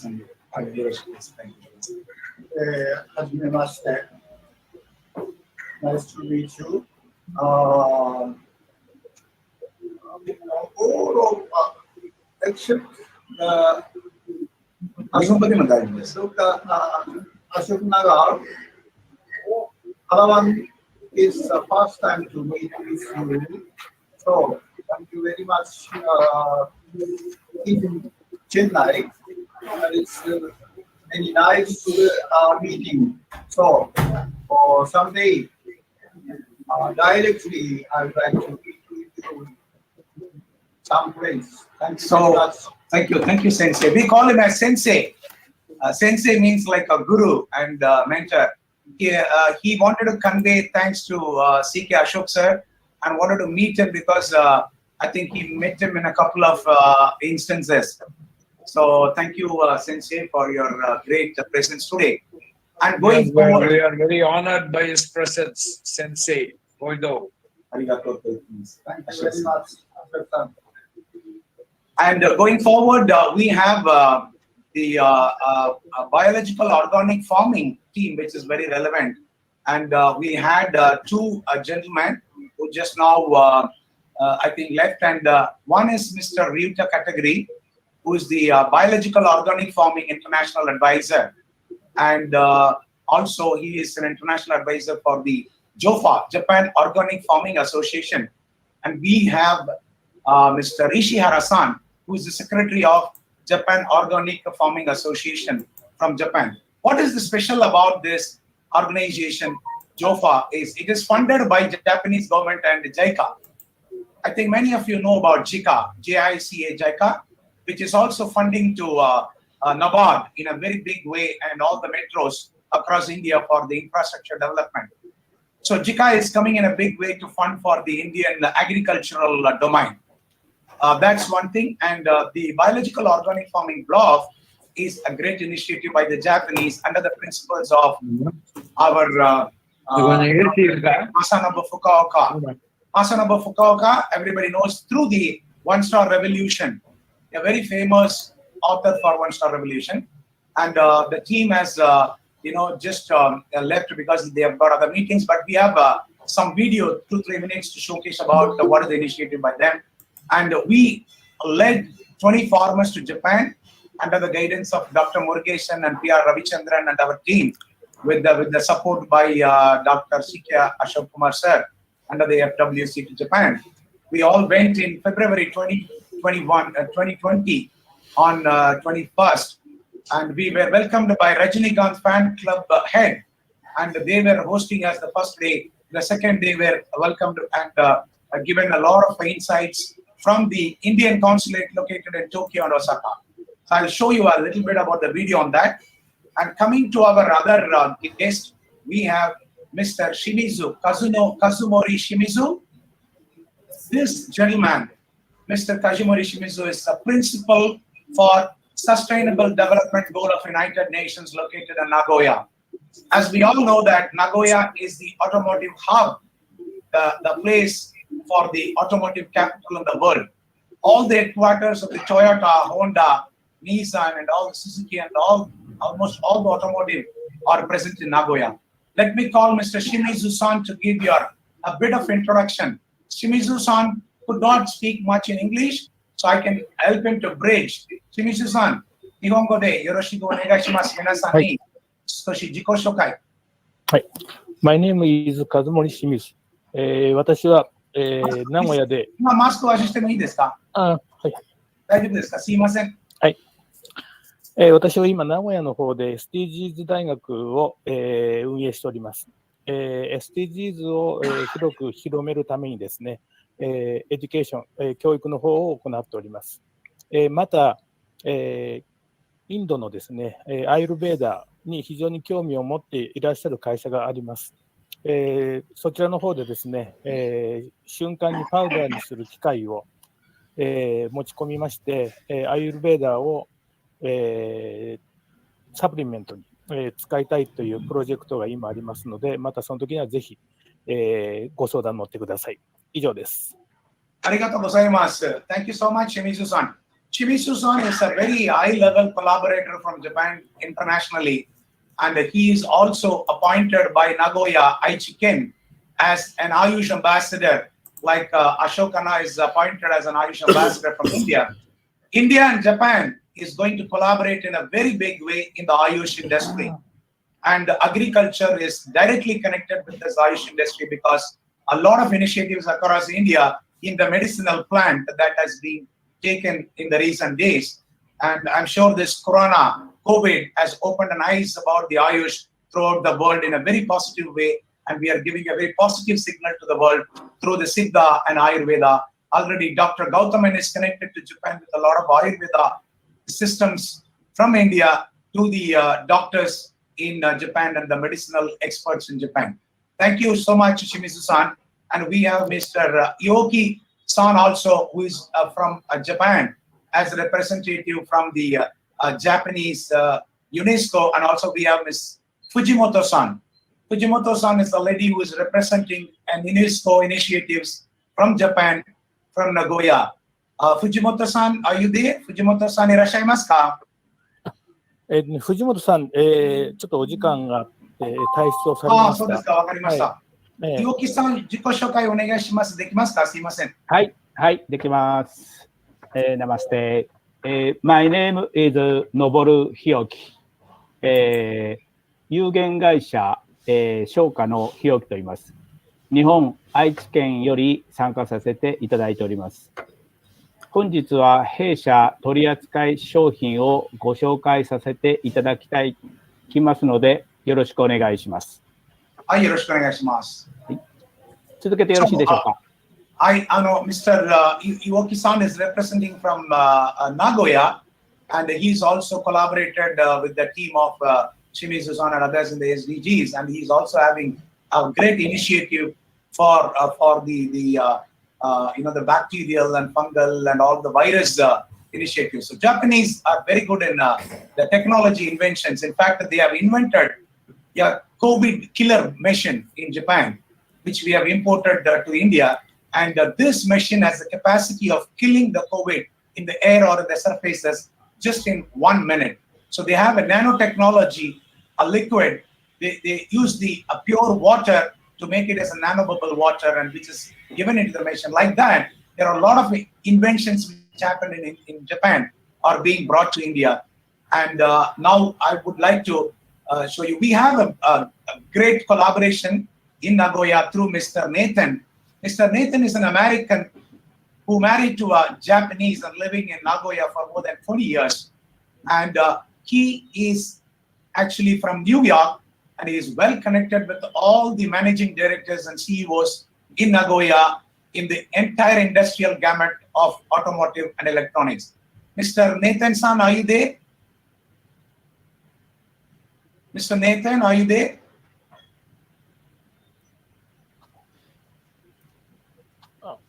Okay, Mr. Nathan, are you there? Nathan? Okay, so Shimizu-san, Nathan-san に電話をかけて少しよろしくお願いします。Nathan?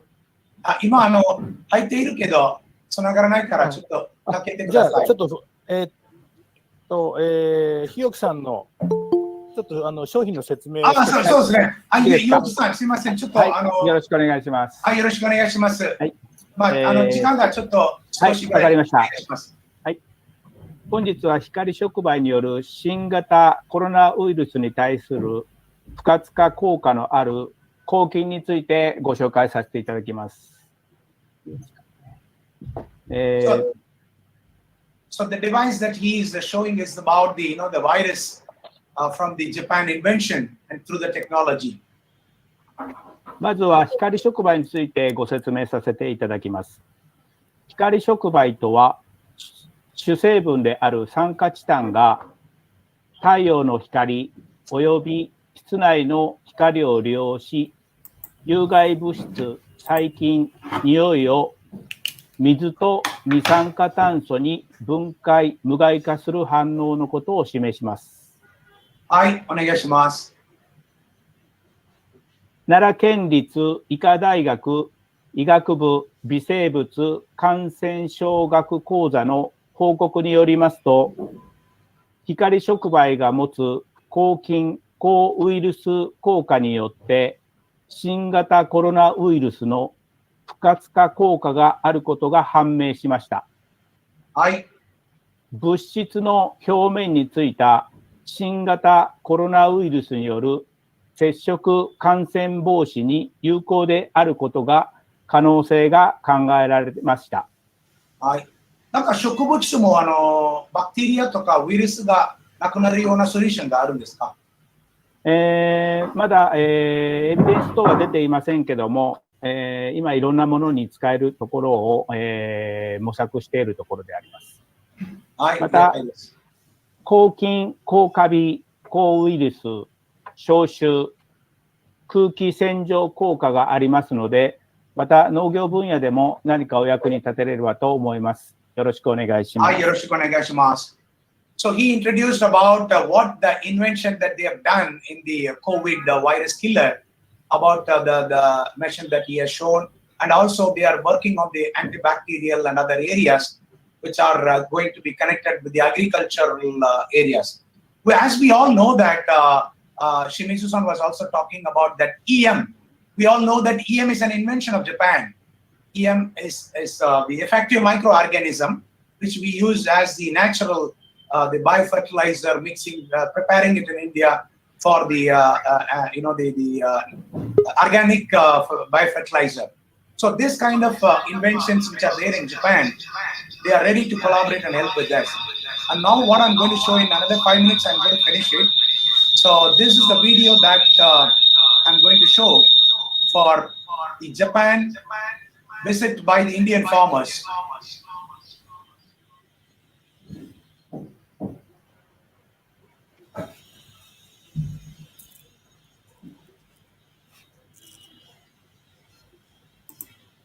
I'm just showing a small PowerPoint presentation. Glance it. This is in New York by the SDGs, Sustainable Development Goal of Japan, which presented in the United Nations Agriculture Conference, Global Agriculture Conference. Under the Sustainable Development Goal in Winga Conference 2019, Japan has won the best award for this biological organic farming.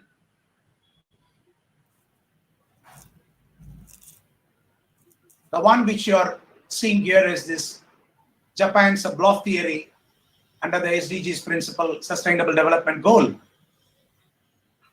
The gentleman whose name is Koiwai Sensei, we call him Koiwai Sensei, he is the man behind this entire agricultural initiative. And this project was taken outside Japan in Zambia, in Africa, which was funded by JICA, and they have reduced the input cost and increased the yield through a real technological innovation from Japan, a scientific methodology adopted for the organic farming. That's called bluff. And they are using a lot of devices and equipments like a Dr. Soil. Dr. Soil is the device which is being used for the entire program of this pilot project, which helps to give the soil condition. And also they use the technology like IoT and AI-driven agricultural, the data, big data implementation in their solutions. This is an initiative that Koiwai-san has did in Africa and Zambia.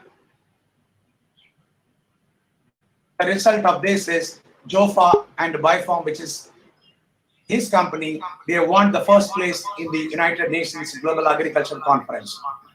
So they were celebrating this in Japan in February 2020 on 23rd, for which a group of delegations were taken to Japan. Now we are showing the video of that to all of you.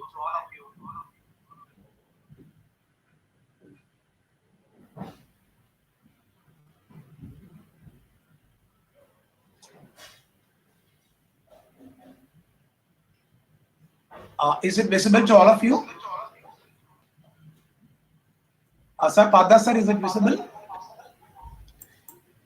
It is visible, but it is not a video visible. Yeah, it is. Here, there. Okay, go ahead.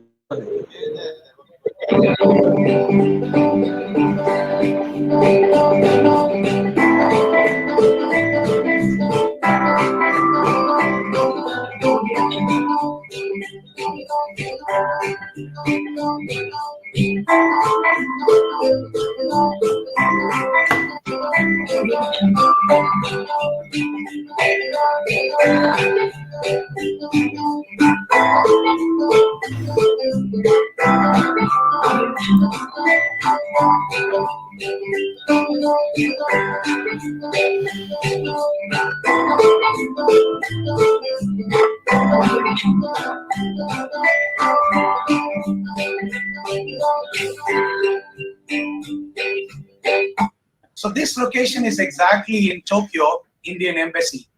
What the Indian Embassy conveyed to the whole farmers is one single message.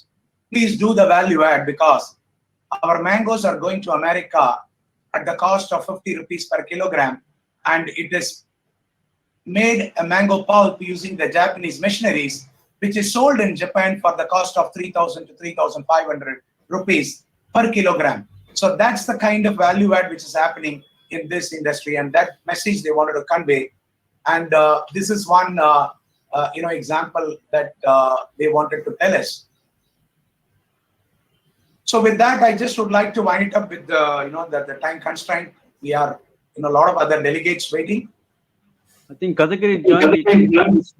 Kadagiri is there. No, he's not there. He actually left because they have other. Okay. So,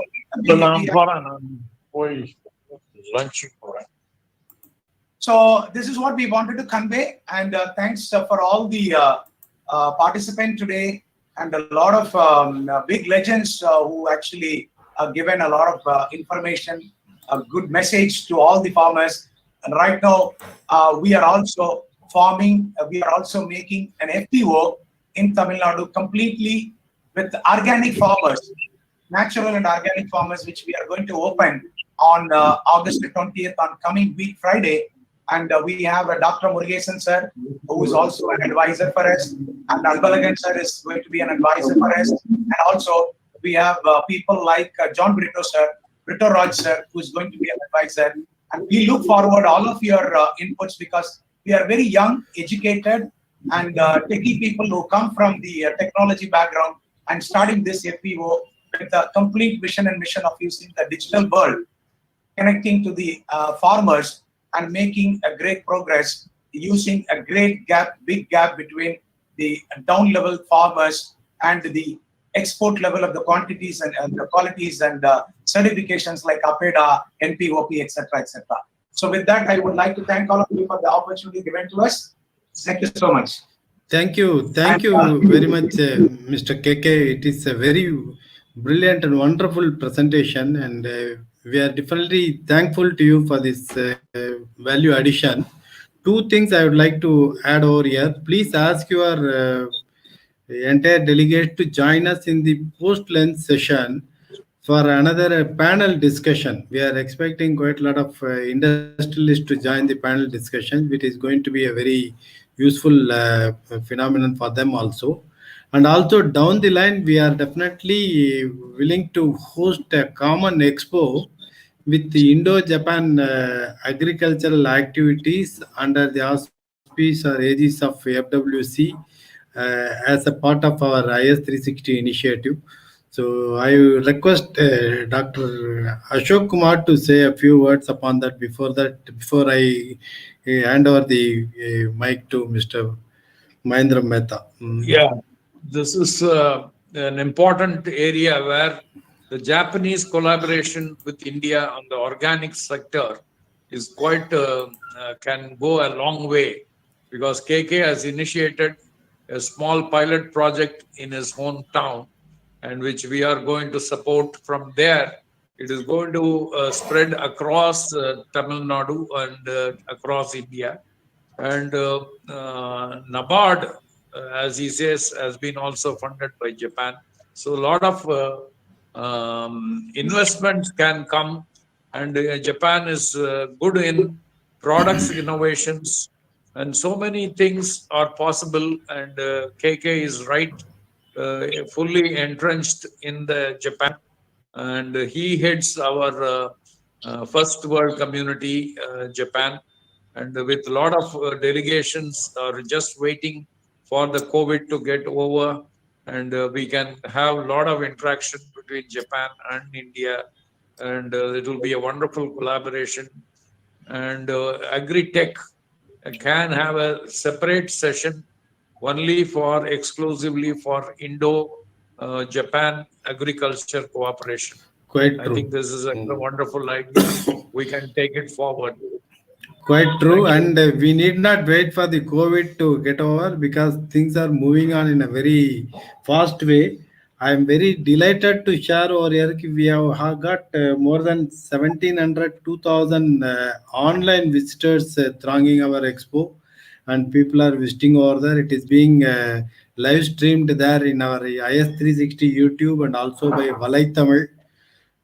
Lot many people are watching over here. So I thank you for the wonderful support by Dr. C.K. Ashok Kumar. And now I request Mr. Mahendra Mehta to share his views.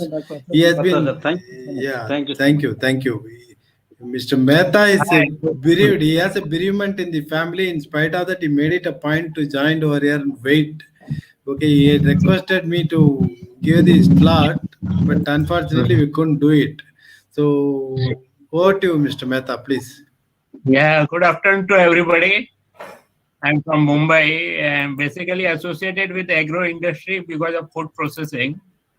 We are in the food processing from last 30 years. I've been associated with food processing industry. So I will had a brief discussion about advantage of food processing for agro-based industry. So I think my presentation is visible. Yeah, it is visible, sir. Yeah, so 1 minute. Take it up. Yeah, you can go for the full screen mode. If you go for the full screen mode, it will be definitely press F5. Yeah, yeah, so Yeah, fantastic. fantastic. So we are in the process of agro-based industry called food ingredient, flavors, natural colors, and this product, which basically come from agro industry and used in food processing. The post-COVID, like last 2 years, there is a good demand for food processing ingredient used in management of the health, like immunobooster, helping people to get psychologically more towards the modernization of Ayurvedic maybe. Some ingredient which we are using from say last 5,000 years has been shifted to food processing by new terminology called nutraceutical.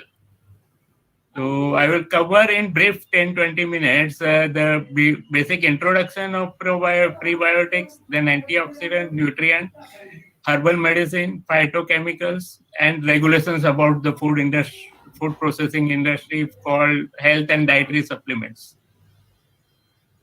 So this is the time where change is taking place because of the city life and aging population. We are facing a lot of metabolic diseases which are like can be managed with the food supplements or food habits. And this generally it happened more in city because of the pollution, and we have a lot of diseases like diabetes, heart attacks and all because of the mental tension also. Traveling tension, workload, city life, not good working conditions and all. So these are like the welcome to the nutraceutical revolutions where we have all the agro-based value-added products which are good for health. There are different category and different target also.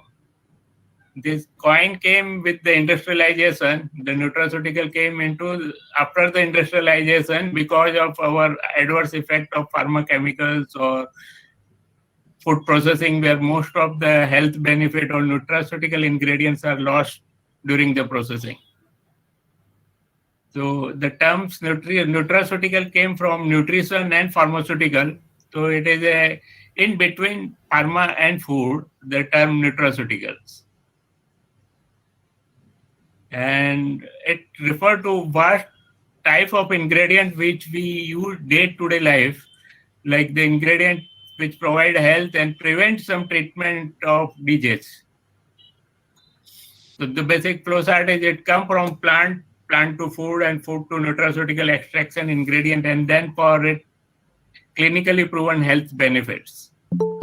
And we also have a category called phytonutrients which come directly from plant like beta carotenes and all are extracted and used in the form of drugs like capsules, tablet and all for treatment and management of disease. So basic category by definition under Food Safety Authority, we have 4 or 5 categories like dietary supplements where probiotics and antioxidants, enzymes are used, herbal and phytochemicals where a lot of botanical extracts are used, and then the routine nutrient which used to be in pharmaceutical like multivitamin capsules, tablets, amino acids and all has now been used under health and dietary supplements. And the advantage in last 2 years is we have a lot of activity in this, and most of this are taken out of the control of drug licensing, and they can be manufactured under FBO, Food Product Operator licenses. So Food Safety Authority, it has some protocol for manufacturing, but it's not drug. It is a food item.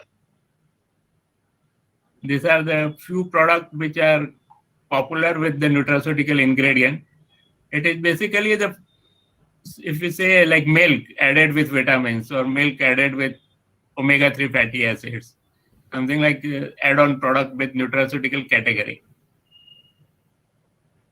And we had an old US definition of it, DISA 94 definition, where we contain more than following dietary ingredients. So these ingredients are like vitamins is the most oldest one. It came maybe the 100-year-old vitamins range are available in the market. So there are a lot of awareness about consumption, health benefits of vitamins. Minerals like calcium and are now proven very good for health. Then amino acids for weight management and bodybuilding. This category, which come from agro product, are concentrate, extract, combinations of ingredients. We will have a brief information on this. So that commercially, like what we say, commercially more important agro product which are used as a nutraceutical is omega-3 fatty acids. It comes from two sources. One is vegetarian source like flaxseed oil. It can come from even fish oil.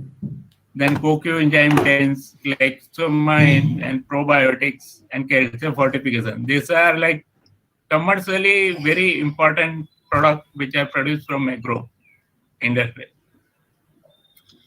And these are the brief show of the. I will share this PPT, so anybody interested can write to me, or I will share to the organizer. So it will be a reference point for what's happening based on agro product. This is the whey protein, which is like in last 2 years, market has grown by 30% year on year because of the quality and health benefit of the whey product. Now, it is a definition. We can share it probiotic, prebiotic, and symbiotic. So you can refer to the definition. There are difference between the action of the ingredients.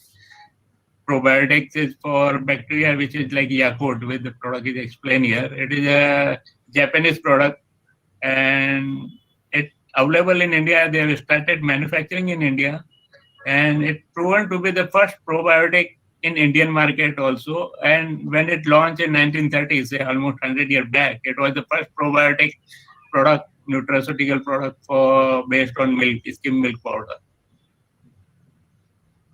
So how probiotic is good for your digestive system health, and then it is colonized in intestine. The nutrient and substance are very normal in diet. So most common probiotics are commercially very popular and proven health benefits are lactobacillus, streptococci, and bifidobacteria. And all these are produced from dairy industry. So this is like a raw material is from milk or milk-based product. This is the mode of action of probiotics, which I explain in brief. And then a lot of research work is going on for probiotic for preventing cancer. There are like thousands of activity or research paper with different probiotic strain. Then urinary tract infection prevention, because there are mostly antibiotics and other drugs doesn't work. So this is like we used to take something like ginger or some product which like when we travel we have a vomiting sensation and all. So it is something like preventing that vomiting sensation, traveler dry area when people change from one place to another, they're not able to have the same digestion or they have stomach upset, loose motion and all. Okay, there are continuous research, clinical trial are going on. And when we say the research done in pharmacological way or clinical way, we have all this management system in our dahi, trikhand or chas. There are Ayurvedic therapy with only giving chas throughout the day to cleaning your system for developing digesting or eliminating infection in digestive system. So it is world is changing, but we have this knowledge, only we have to commercialize it to the level that it benefit to the smallest people. Because at present, when we talk about Yakult, if I have to take say 3 Yakult bottle in a day or two, it costs me 40 rupees or 30 rupees, which is not affordable for lifelong. You can take when your stomach is upset. But then for a common man, if we have something which is like in between dahi and Yakult, which is good, equally good for health, which is affordable or people can make at home, then it will be more useful. Now, the antioxidants are required for, because now aging population is there, so we require very Alzheimer development and all to prevent Alzheimer development, atherosclerosis and cancer. Because nowadays, previously cancer used to take place in say after 70, 65 age, but now it is even taking place in the young age, like 25 to 40 also. So this because of the diet habit. So the main antioxidants are significantly reduce the oxidative state and it available from all the colorful vegetables, colorful fruits. The food you eat, the nutraceutical food is basic is how brightly it is colored. Like beta-carotene is color orange, lycopene is red, and these colors pigments of the agro products are very useful for body. And then we have commercialized these things because of the maybe the city population who doesn't get a proper vitamin supplement in their diet, so they consume in the form of tablet, capsules, or maybe supplemented in dairy product or food product. And this is the simple mechanism of actions, which is theoretical things.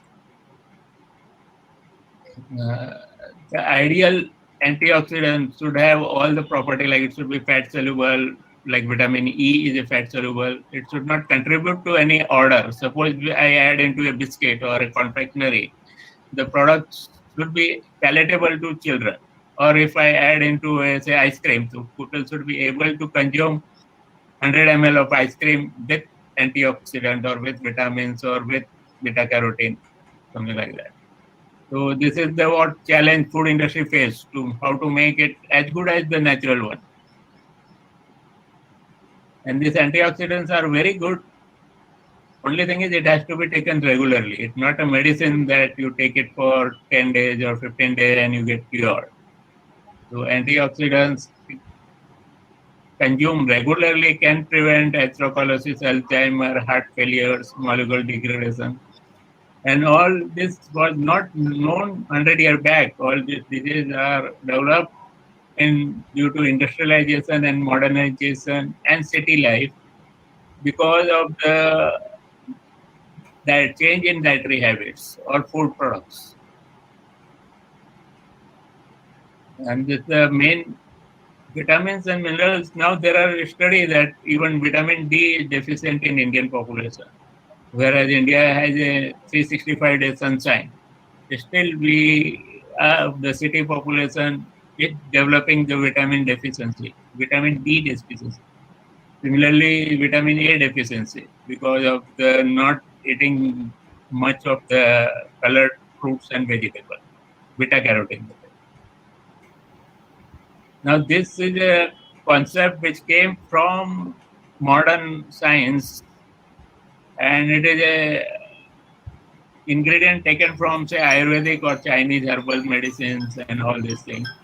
So this ingredient are used from last 2000 years or thousands years, but now it has been put into the action with the supplementing food. Like it's not given in the form of tablet and capsules. It will be given in the form of food product like biscuit, beverage, confectionery, and all. The first one is from China, which is John Watt. Then ginseng is quite a popular ingredient for food supplementation. Canberry juice extract, green tea. Now we consume tea with milk. So there is a theory behind it that with milk, the protein of the milk is not get tannin and it's not available to the body, biologically available to the body. Whereas green tea has a lot of ingredients catechisins, which is good for weight management and other activity.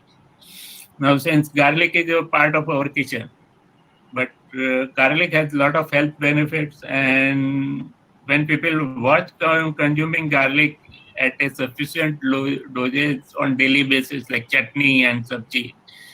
So it requires in milligrams. So if it's part of your diet, it is very useful for regular consumption. Now the popularity of garlic capsules has came out, concept of garlic capsule, but then it become like a supplement in the form of a, when you doctor write to you or a therapist or nutritionist write to you, you take it.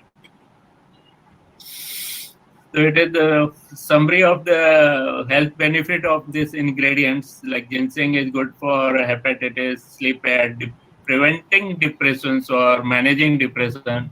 If when it is in actual depression, you have to take allopathic. But then these are the ingredients which can manage it. Say you came out of a depression after 1 month or 1 year of treatment, then you can manage with this ingredient rest of the things, rest of your life or rest of your system mentally.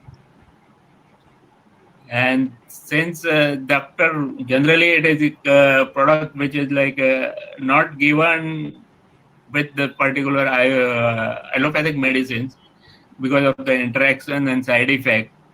Most of this ingredient, like RDA is given here, is 200 milligram to 600 milligram. But if you consume, say, 6,000 milligram or maybe 6 gram, which is like a teaspoon, then it can have a side effect like you can get a headache or you will feel uneasy, diarrhea and all. So generally the Ayurvedic practitioner recommend it, or people with a knowledge of the subject select it from OTC item from the medical store. The green tea also has a regular consumption instead of black tea. If it green tea is used, then it can reduce your LDL cholesterol level, anti-aging property. It may increase your metabolism. So the weight loss, it's not weight loss with the therapy like a doctor, but it is a natural weight loss which will not come back provided you have a green tea on regular basis. Milk crystals is one of the ingredients from Europe as well as in China, which is used as a therapeutic preventive medicines. Now see the health benefit of garlic, which is listed with clinical data, are like it white blood cell platelet, then bacterial infection and constipation is prevented, good for diabetic people. Even when you have heavy mortal poisoning, which is more because of the city consumption of the like canned food and all, it help in eliminating heavy metal from your body system. It help in regulating hypertension and dysplasia. So these are the main, but of course the garlic cannot be taken with the allopathic medicine like aspirin, vaporin. It has been studied and it has been recorded in clinical data that interaction between the allopathic and garlic is very, well, you can have a side effect like dizziness, skin rashes, sweating and vomiting. Ginkgo biloba is one of the main for dementia, that is part of the stage of the depressions and memory, increase your memory, premature syndromes, and Alzheimer's. Alzheimer's is a disease which develops, say, over a 20-30 years. So when you come for a treatment of Alzheimer's, it's too late when you medically feel that the doctor say that you are Alzheimer's. At that stage, there is no disease, no treatment. But you put particular herbal ingredient as a part of your diet or in the food, then you can delay the Alzheimer or you can prevent the Alzheimer to that extent. Clinical data has been generated, but still, when we say we cannot reverse it, we can manage it, something like that. Again, the same thing, like we have summarized the medicines which should not be given with ginkgo biloba because of its side effect. Sandwort is also one of the major ingredients for digestive and preventing moderate depressions. It also has some side effect with medicines like dry mouth, constipations and all. Now this is the most modern terms which is 100% based on quality of agro product. Because when we extract, say, 1 ton of a particular ingredient, like beta carotenes or some lycopenes, the tomato, we get only 5 to 10 gram of lycopenes, which is biologically available and active. So there is the extraction method. It's not that we can extract and make it powder and give it to the patients or to the people. So it is a biologically active chemical compound which are found in pound. So suppose you consume a like to tomato, it's 100% better to consume 1 tomato or 1 or 2 tomato every day, because your requirement of lycopene is 10 milligram or 20 milligram per day. But if it go to a medication level, like when you are when it is feel like you have a problem in your eye for like macular degenerations and all, lycopene is given in the form of capsules. Now suppose we remove it from tomato as a lycopene and then again put into food product. So it is suitable only for the cold processing. You cannot produce hot beverage like some supplement and the orange beverage or mango beverage. You can add into ice cream where it is biologically available again. So these are like the food science has evolved in a reverse way. We extract it and we again add into the food. So it's always better for Indian population since we have throughout many of the fruits and vegetable available throughout the years. We can have the fruit itself in our diet. Like tomato is available throughout the years, banana is available throughout the year. There are many fruits which are available throughout the years. So that become a part of diet, then this phytochemicals concept is can be used for treatment, not prevention. Prevention can be done naturally with consumption of fruits and vegetables. These are the theory behind it, how they act. So it is a cofactor of enzymatic reaction, and it is well proven, documented, clinically trial product for the extract, biologically active extract. But whole fruit we are consuming from say thousands of years, so we know it. The compound content of it is good for health. So it is like a reinventing the wheel. We know that carotene is good for health, but we extract it, we put into our capsules and consume the capsules of vitamin A. So it's like there are ifs and buts why we want to process it, agro product, when we can consume fresh. But there are like people who are staying in a remote area or city where fresh fruits are not available or they are not, people cannot afford the fresh food, then it becomes therapeutic things that we have to consume it.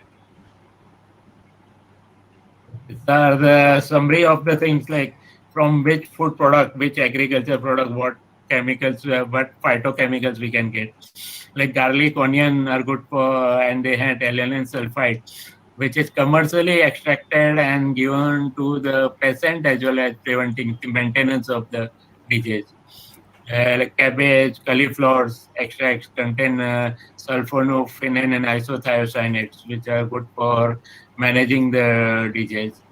As explained, like tomato has good lycopenes, which your body require every day. Like it's not like that if you take a tomato, 5 tomato in a day, next 5 days you will be good at it. It is something like that. When they say medicine, you have to take one in evening, one in night. Similarly, tomato should be taken at least one in a day. Not that 5-day dose, we can take it and then substance it for next 5 days. So these are the summary of the many phytochemicals which come from agrochemicals, and globally, like forward country where they have food processing at 80% or 70%, everything is processed. So it lost during the heat processing. So we have to add back.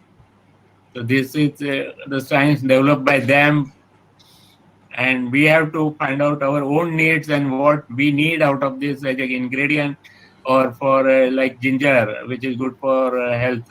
Can we have a ginger in our tea every day, or we need to take a ginger capsules? So it will win the choice as well as the requirement of the individual. It cannot be given as all the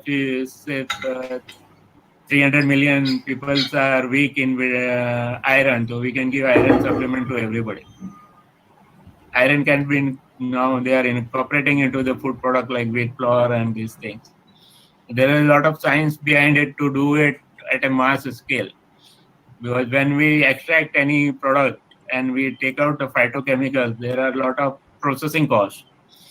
And again, the cost of processing, as well as when we say that one mango can be sold, is one pulp, 1 kg of pulp is sold in 3,000 bucks. They know that why they are consuming mango. That this may not be for taste. It is mainly for beta carotene content of the mango. So it's always there to have fresh fruits and fruit and vegetable in daily diet. So in conclusion, like epidemiology we have, or pandemic we have, or COVID, there may be in India we have only 2%, 2 millions of people affected. But if we see the figure in developing countries, they don't have much of the agroclimatic product available to them. And many of them are depend on the canned food or processed food. So they are more affected, or the number are different. It's always better to have healthy foods, nutritious food. And when required, we should have a supplemented with nutraceutical extracts or nutraceutical product. So that's what, in brief. I'm open to more discussion, identify the more ingredients for processing and business opportunity. Thank you very much. This is the brief discussion about Indian FDA, which is we have the health and dietary supplements. And last, I will say that let food be your medicine. You eat selected food, nutritious food, so that you don't need medicine in future. Thank you very much. Thank you, Mr. Mehta. So I am really thankful to you. In spite of your bereavement, you made it a point to stay and give your presentation. We scheduled it at 2:30 because of the COVID protocol and all. Okay. Thank you. One quick question to see. As a farmer, so what way you can help them to add on these products? Yeah. Now think is that if we consider South India, there are organizations like Plant Lipids, Synthetics, and Semi-Labs, which has cooperative farming or corporate farming, whatever you term it, because the new food law, new agriculture law are still not well understood. Maybe. Correct. Yeah, not interpreted. But the farmer which require medicinal extracts, which is globally like cancer, the preventing of cancer or turmeric, we extract curcumin out of it, and 50% of curcumin extracted in India is supplied globally. Okay. So commercial value of curcumin has gone up because of the commercial demand abroad. And it is like unique to India. Like mango is unique to India for export. Correct. Curcumin or turmeric, we call it haldi, correct, is unique to India. Similarly, red chili extract, oleoresins and pepper extract. These are having a good metabolic. Like if you are overweight and diabetic, then the medically doctor has to control diabetes as well as weight. So natural capsaicin and all are good for managing weight as well as diabetes. So there are many ingredients, and we can have a forum where we can select top 10 agro commodity, which is commercially useful for global marketing. Okay, we need dollar because we need to buy petrol and diesel. So we need to export, but our priority should be that we should give fresh to our population. Correct. Thank you. Thank you for your insight. Commercial interest. It is always a interest of our population. And okay, if it's good for cancer and globally people want it, we will cultivate more. Correct. We will focus more on cultivations. If you have time, maybe you can join us on 15th. Dr. Dhyaneshwar Vakchure is going to present on the medicinal aspects of the AgriTech. Okay, so you can join there. I will love to. I will be there. Yeah. Definitely. KK, you had some visitor from US. Is he still available? Are you available there, KK? Maybe before. Going ahead. Nata Raman. Mr. Karunanidhi, are you available there? No, sir, he left. That USA person also he left, sir. He left. Okay, okay. It is there We will ask midnight. him to join on 15, sir. Okay, okay. Thank you. Okay. Thank you, sir. Thank you. Mr. Babu, are you available there? Gloss app. I think he has also left. I'm here. Hello, I'm here. I'm sorry. I had a trouble. Can you Okay, hear me? okay. Thank you. Yes. Yes. Can you hear me? Yeah, we Yes, can hear Nathan. you. Can you please introduce yourself, Mr. Raymond? Yes. Nathan, you can speak. Yeah. Okay. My name is Nathan Raymond, and I'm living in Japan, and I come from New York. Okay. And I'm so happy to hear how people like yourselves are in India and looking to connect to foreign people. And I'm the opposite. I am in a foreign country looking to connect to India. So it makes it so much easier. And this is what I want to also offer to you, because when people in your country are trying to get something, it's usual that we look to pay money. Everybody measures things with money. But now is a different time because we have a sharing economy on Facebook, and marketing is something that all businesses need, but it's better if people communicate with someone like me on social media before they spend money. Like, we're an international friendship association. So the way can anyone hear me? Is it okay? Okay. So when I introduce what I do in Japan, it's easy to call me an English conversation partner. But when I'm in Japan and I offer services to people outside Japan, then I can consider calling myself a life coach, public speaking consultant, educational, marketing, nonprofit, political consultant, public relations, event planning, home networking, and marketing strategy. But I do this all as an online influencer, and my personal brand is I'm in Japan, and I'm connecting with India and America. And so online, from e-commerce and being, I could put an offer on my Facebook, and I can put an offer on my YouTube, and my personal brand, right? So the greatest strength is diversity. And when we consider the Indian contribution to a partnership of India, America, and Japan, then we're talking about Indian branding.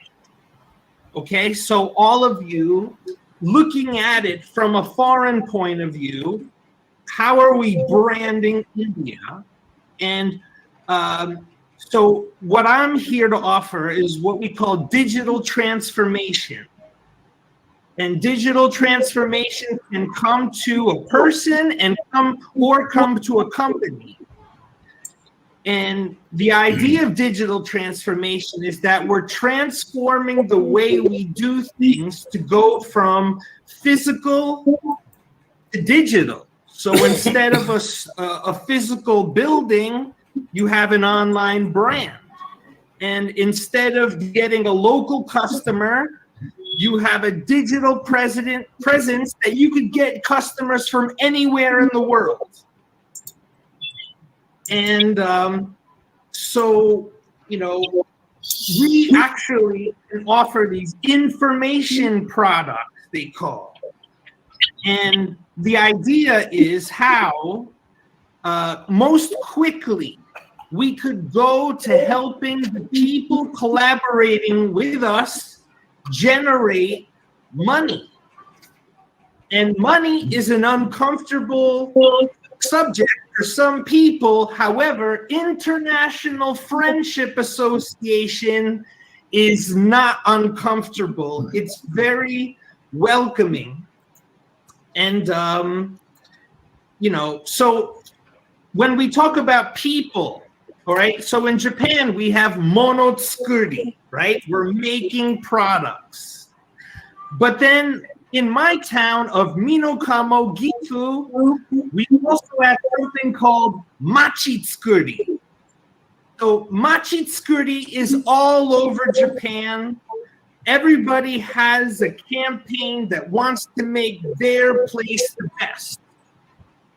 Now, my local Minokamo Machitsukuri plan is our location can be the place where people from India are connecting to first, so that people from India right now, you guys have a partner immediately. You can connect with me online, and I'm introducing you virtually. I'm showing you where I live virtually. I have 12 categories of business here that you guys could see what I'm doing and join me while I join them. We call senpai kohai. Okay, Japanese people are the senpai, but I'm the kohai. And now that I have a camera, I have a phone, I go there, you can see what I'm doing. I think some technical problem. Okay, there is some problem. I just thank you, Partha sir. I just give a background about Mr. Nathan. Nathan hails from New York, and he married to a Japanese industrialist in Nagoya. He's well connected with a lot of CEO and MD kind of profiles in and around Nagoya, and he is spearheading all his international friendship and connecting between Japan and India and America. So we always talk about Japan, America, India as a J, the meaning of victory. Definitely, we will work with him as a the collaboration between America and Japan. Thank you, sir. Thank you. I think we can move forward, Partha sir. Yeah. Mr. Babu, can you just tell me how your technology can play a role in supporting the AgriTech? Mr. Babu great, from sir. Glosap, Singapore. Yeah. Good morning to everyone. So all the way you are talking about all the agri technology and all this, but I just wanted to tell you, like, there is another technology also coming inside. You all know, like, the digital workforce, right? This is going to help many enterprises how to improve their productivity. Okay, I'm just going to run. I won't take much time. Just give me another 5 minutes time. Let me show few slides and then run few videos, and then we will discuss further. It's a bit interesting for you guys. Yeah. Hello. Yeah, speaking. Sir, can I take the control of the screen, please? Yeah, please. Go ahead. Yeah. Still. You can share the Okay. screen. Yeah. You are visible. Yes. Can you see my screen? Yes. Yeah, visible. Right. This is my company. We have operation in Singapore, Malaysia, Australia, Thailand, Germany, US, UAE, and India. India is our back office. We have our center of excellence. Around 75 to 80 AI and robotic resources are sitting in India. They are supporting globally for all the global digitalization projects. Okay, we are in the business for more than 15 years. Originally, we started as an enterprise solution and automation. And the last 5 years, you all know, like, people are talking about emerging technologies. All came into the picture from 2015 onwards. Then we started focusing on the AI and robotics. That's the pretty interesting area. And then we come up with a new model called the ROS, which means robotic as a service. And then IoT and blockchain. These all, I think that some of the concept you are aware of it. Okay, this is our global operations. This is our global directors. Okay, so now we are coming to the little bit interesting topic. Okay, people call it as many ways, like robotic process automation or digital works or virtual employee and all this. So imagine like for your company or any organization, you are hiring someone and you are giving some orientation for 1 or 2 days and assign certain specific tasks to them. Like this is your role. Let's say there is a AP person or AR person or maybe a financial controller. So you tell them this is what you are going to do, your roles. Every day you have to do, purchase order or sales order or whatever it may be. Then you give some authorization. Based on that, they started doing the transaction in some of the application systems. Someone use SAP or Microsoft and all this, right? So the same way, like what we are bringing is we are bringing a digital workforce. Okay, so this is a new concept. So this digital workforce is hosted into your office server. You may not see this person, but he may be just sitting next to you and trying to do some transaction along with you, like a human as well as the machines. We have to work together. Okay, so how the machines are built is like it is having a machine learning capability and little bit of artificial intelligence. Everything we just program in such a way, and this bot can mimic exactly like a humans, and it log in into some any ERP system and do some transaction and do the posting accordingly. And every month you want to send some invoices or payment collection or dunning notice, almost like 50 to 60% of the routine jobs in every organization can be done by this digital workforce, right? So don't get afraid like all the digital workforce are going to take out our white collar job and all this. Definitely not. It is going to complement, because all these bots can do like 25 times faster than humans, and it is handling more in the repeated task. So the idea is why human has to sit and do the repeated routine jobs. People are meant to think about more, analytical and knowledge-based working. So we want to pass that routine jobs to the digital workforce. Okay, that's the idea. That concept emerged, and now it started going very well. Every company, it is mandatory to have one automation layer. Okay, that's the need for this hour. Like you all know very well, like in 90s, people using a different decentralized systems, some in account separate, finance, operation separate, and procurement separate, and all this. So everywhere people wanted to do the data entry into the different systems. Okay, but in early 90s, that all the single integrated system came into the concept. That's what that ERP, people call it as enterprise resource planning, which means if you do one data in one area, let's say I create a customer, then the same information will pass all the submodels. So I don't want to do any data entry. So ultimately they want to reduce the data entry time. Okay, that's the objective. If I reduce my data entry time, definitely my office productivity will get increased. Second thing, the missing factor is, okay, everything data, but from the data, am I getting the insights? Insight is the most important, right? See, I'm getting my today production information, but I need to compare what happened yesterday. Then only I know whether I'm improving or not. Okay, same way, like I need to compare my last month or last year and all this. So basically you need data. So from the data you need to do some sort of analytics. That analytics will give you some sort of inside information to you. This insight supposed to be a real time. Then only I will make a call. Even you want to buy some stocks, I want to see the past performance of a company. Do I need to buy? Is it in the lower level? Am I in the bull market or bear market? Same way, like the data has to give the insight. Now what happened is majority of the companies having data, but the insights are not getting real time.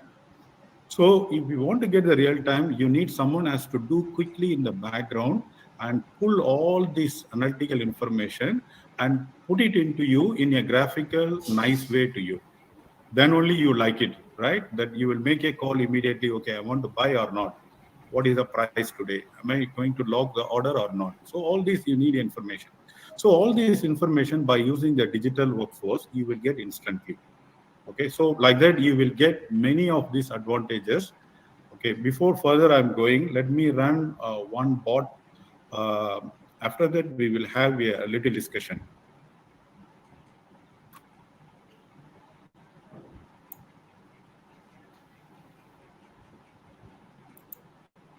So give me a second. I'm just searching and then picking up one relevant bot.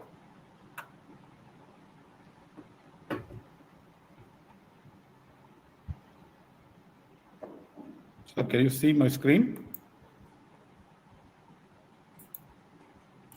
No, sir. Not see. Okay, just give me a Yeah, second. yeah, yeah. You are seeing my screen, right? Yes, yes. Okay. So okay, we have many bots. In fact, like we have 60 different process. Some, can do the invoice, some purchase and all this. I'm just running one bot for the recruitment process system. Typically, that recruitment is like you need to do the job posting, then you need to call the people. After that, you need to evaluate the people.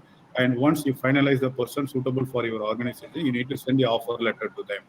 So this is like multiple process. It's a one recruitment scenario. So the same scenario, if the digital workforce is handling, how it is going to be. That's what I'm going to show it to you now. This video demonstrates how our... Sir, can you see my video screen? Yes, sir, we can see. Super. The bot posts the job description and other relevant requirements on the recruitment website. In this example, the bot is designed to extract the job details from an Excel sheet for demo purposes.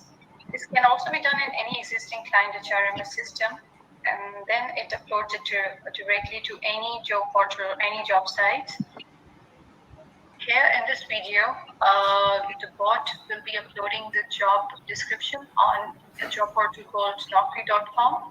First, it will log in, and then it will proceed to posting a job. Now, all the required details will be filled in, starting with job posting headline, employment type. All the details about the job description is being entered, and then key skills. The experience will be filled in, and then salary range, location, industry, functional area, the role, the educational qualification. And once it is all done, it is being posted now.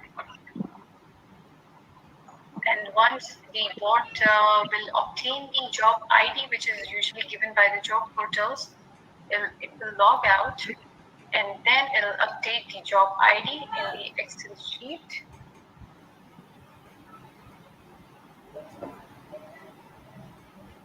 This video shows how the RQ bots are designed to contact the selected candidates in order to invite them for the interviews. In this example, the bot is designed to extract the information from this Excel sheet, which has all the details of the shortlisted candidates. Log into the email account, and then start writing the email to the shortlisted candidates. Now, the email content of the invitation emails will be based upon the timing that are mentioned in the Excel sheet. Each of the candidates are given at different timings when they are supposed to arrive for the interview. And all this is done by the bot. These videos are being slowed down in order to have a proper look at how the bots function usually. Now, once all the emails that are sent, you can actually go back to the sent folder and then you can have a look at the timings which are mentioned to the shortlisted candidates. You can actually cross-check them, and then you can have a look at the email content which is sent.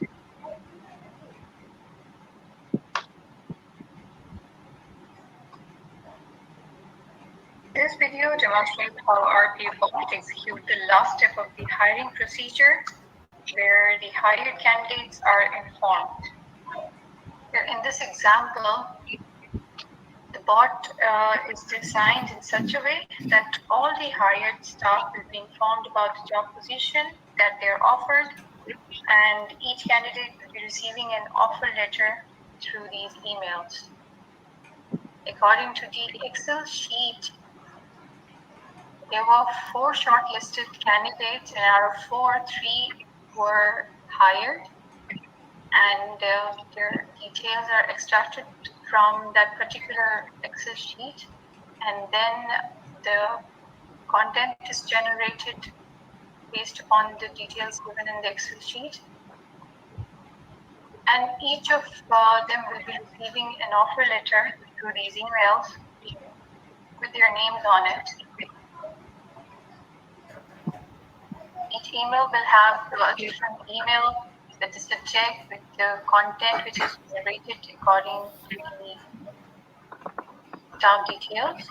And then the bot locates the offer letter and then attaches them to the email. Now, once all the emails are sent, you can again check them in the sent folder, the details which are mentioned, and you can actually cross-check all the information. And then you can also check the offer letters that are attached, that each of them has a different one.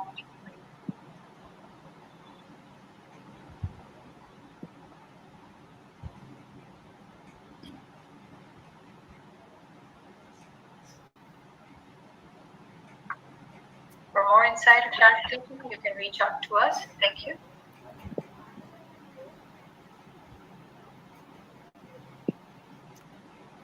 Sir, can you?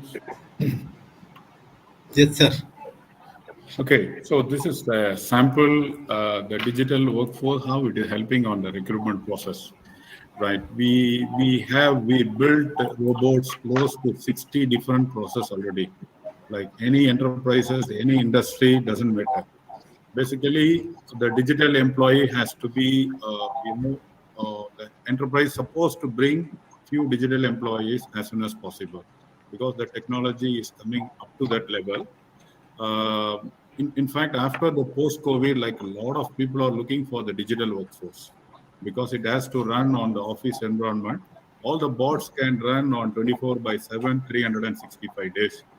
And it can sit on any computer or any of their office premises in a secured environment. Okay? Excellent, sir. Thank you very much for the Thank you, sir. brief. Thanks a lot for your time. In view of the short of time, I would like to have some few quick words from Dr. Moni, and then find out his views. Then we'll wind up for this session. Okay. Thank you very much. It was very nice that you invited me to participate rather than to inaugurate the program, because I learned a lot. Okay. And, it is, I have been taking down notes, and, let me start from the bottom up, that Mr. Babu has given, what process. It is the digital workforce is going to come. Maybe trade unions may protest. Doesn't matter, because productivity has to increase. Many entrepreneurs have to become, unicorns, and they cannot be stopped by the either trade unionism or militancy.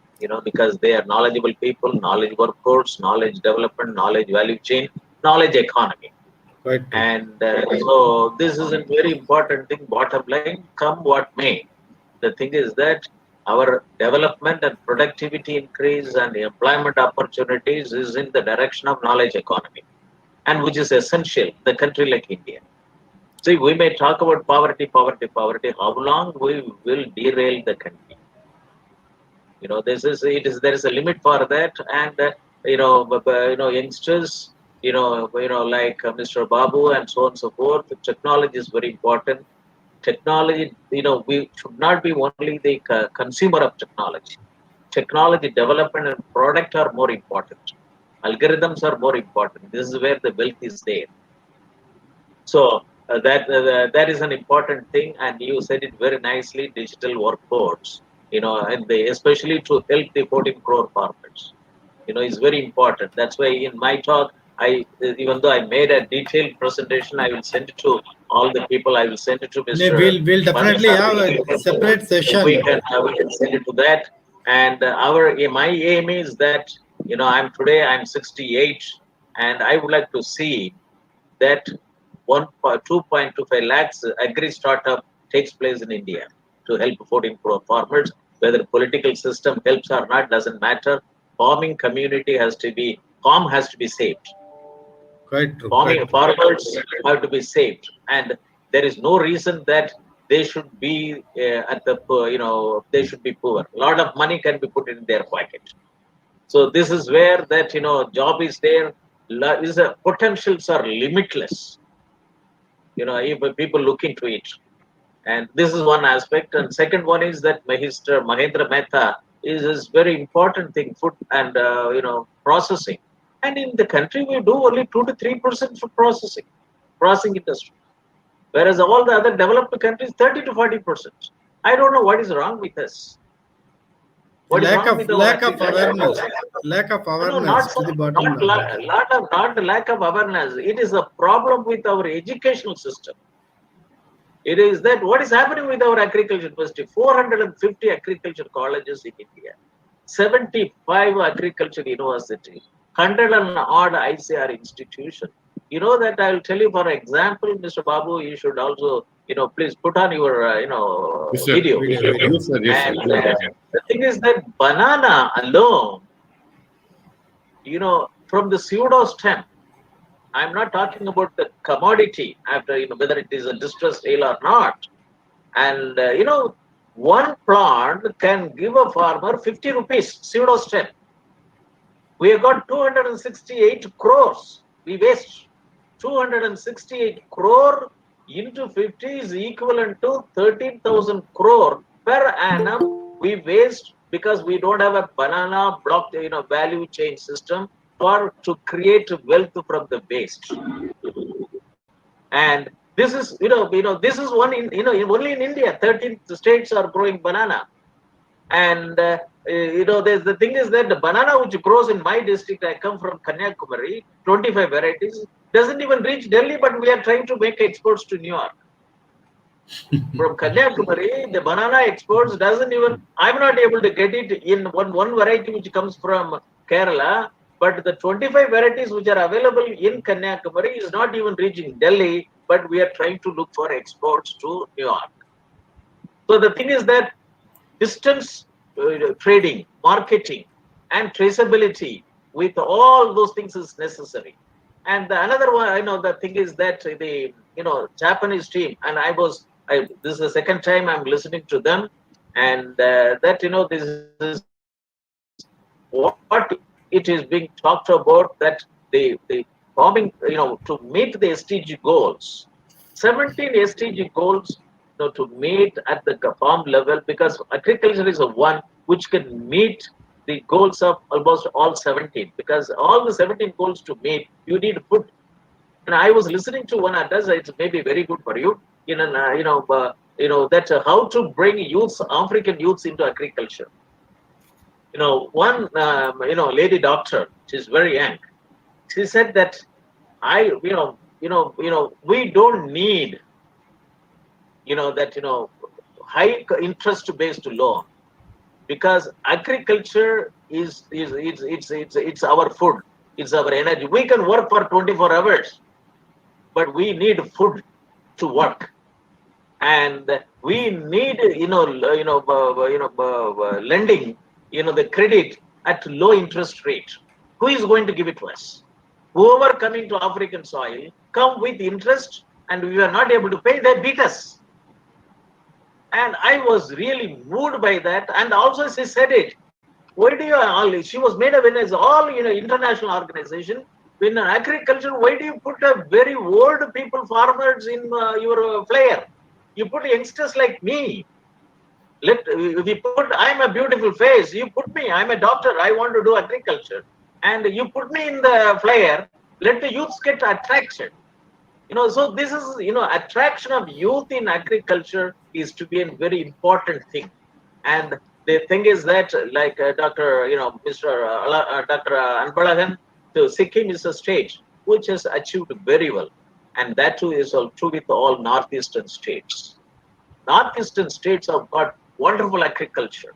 This is, for example, I was reading that 450 rice flour mills in Madurai cluster was used to get what you call jasmine rice from Burma once upon a time to prepare lot of byproducts of rice.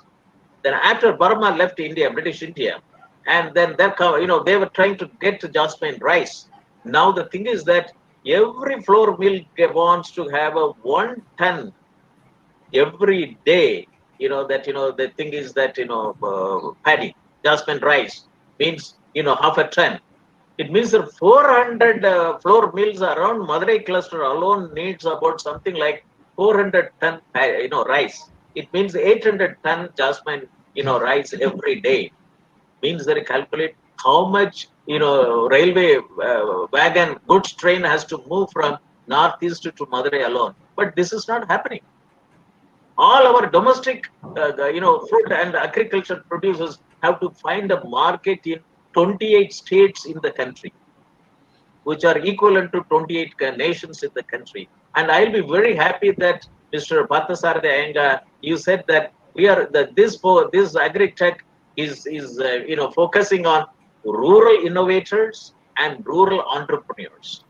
I would like to recall, for the benefits of the participants, that in 2005, when Mr. Manishankar Iyer was the Minister for Panchayat Raj, he said that every Panchayat will have a rural hub, rural business hub. We'll bring it. But during his 5 years' time, it was not able to come out. But this is the right time. He has also said why it was not happening. But the thing is that this is the right time. People like you, when I saw your flyer, when I saw that you are trying to promote rural entrepreneurs and rural innovators. And there are a lot of latent heat of energy, which is lying in the abdomen of the rural boys and girls. And this has to be energized.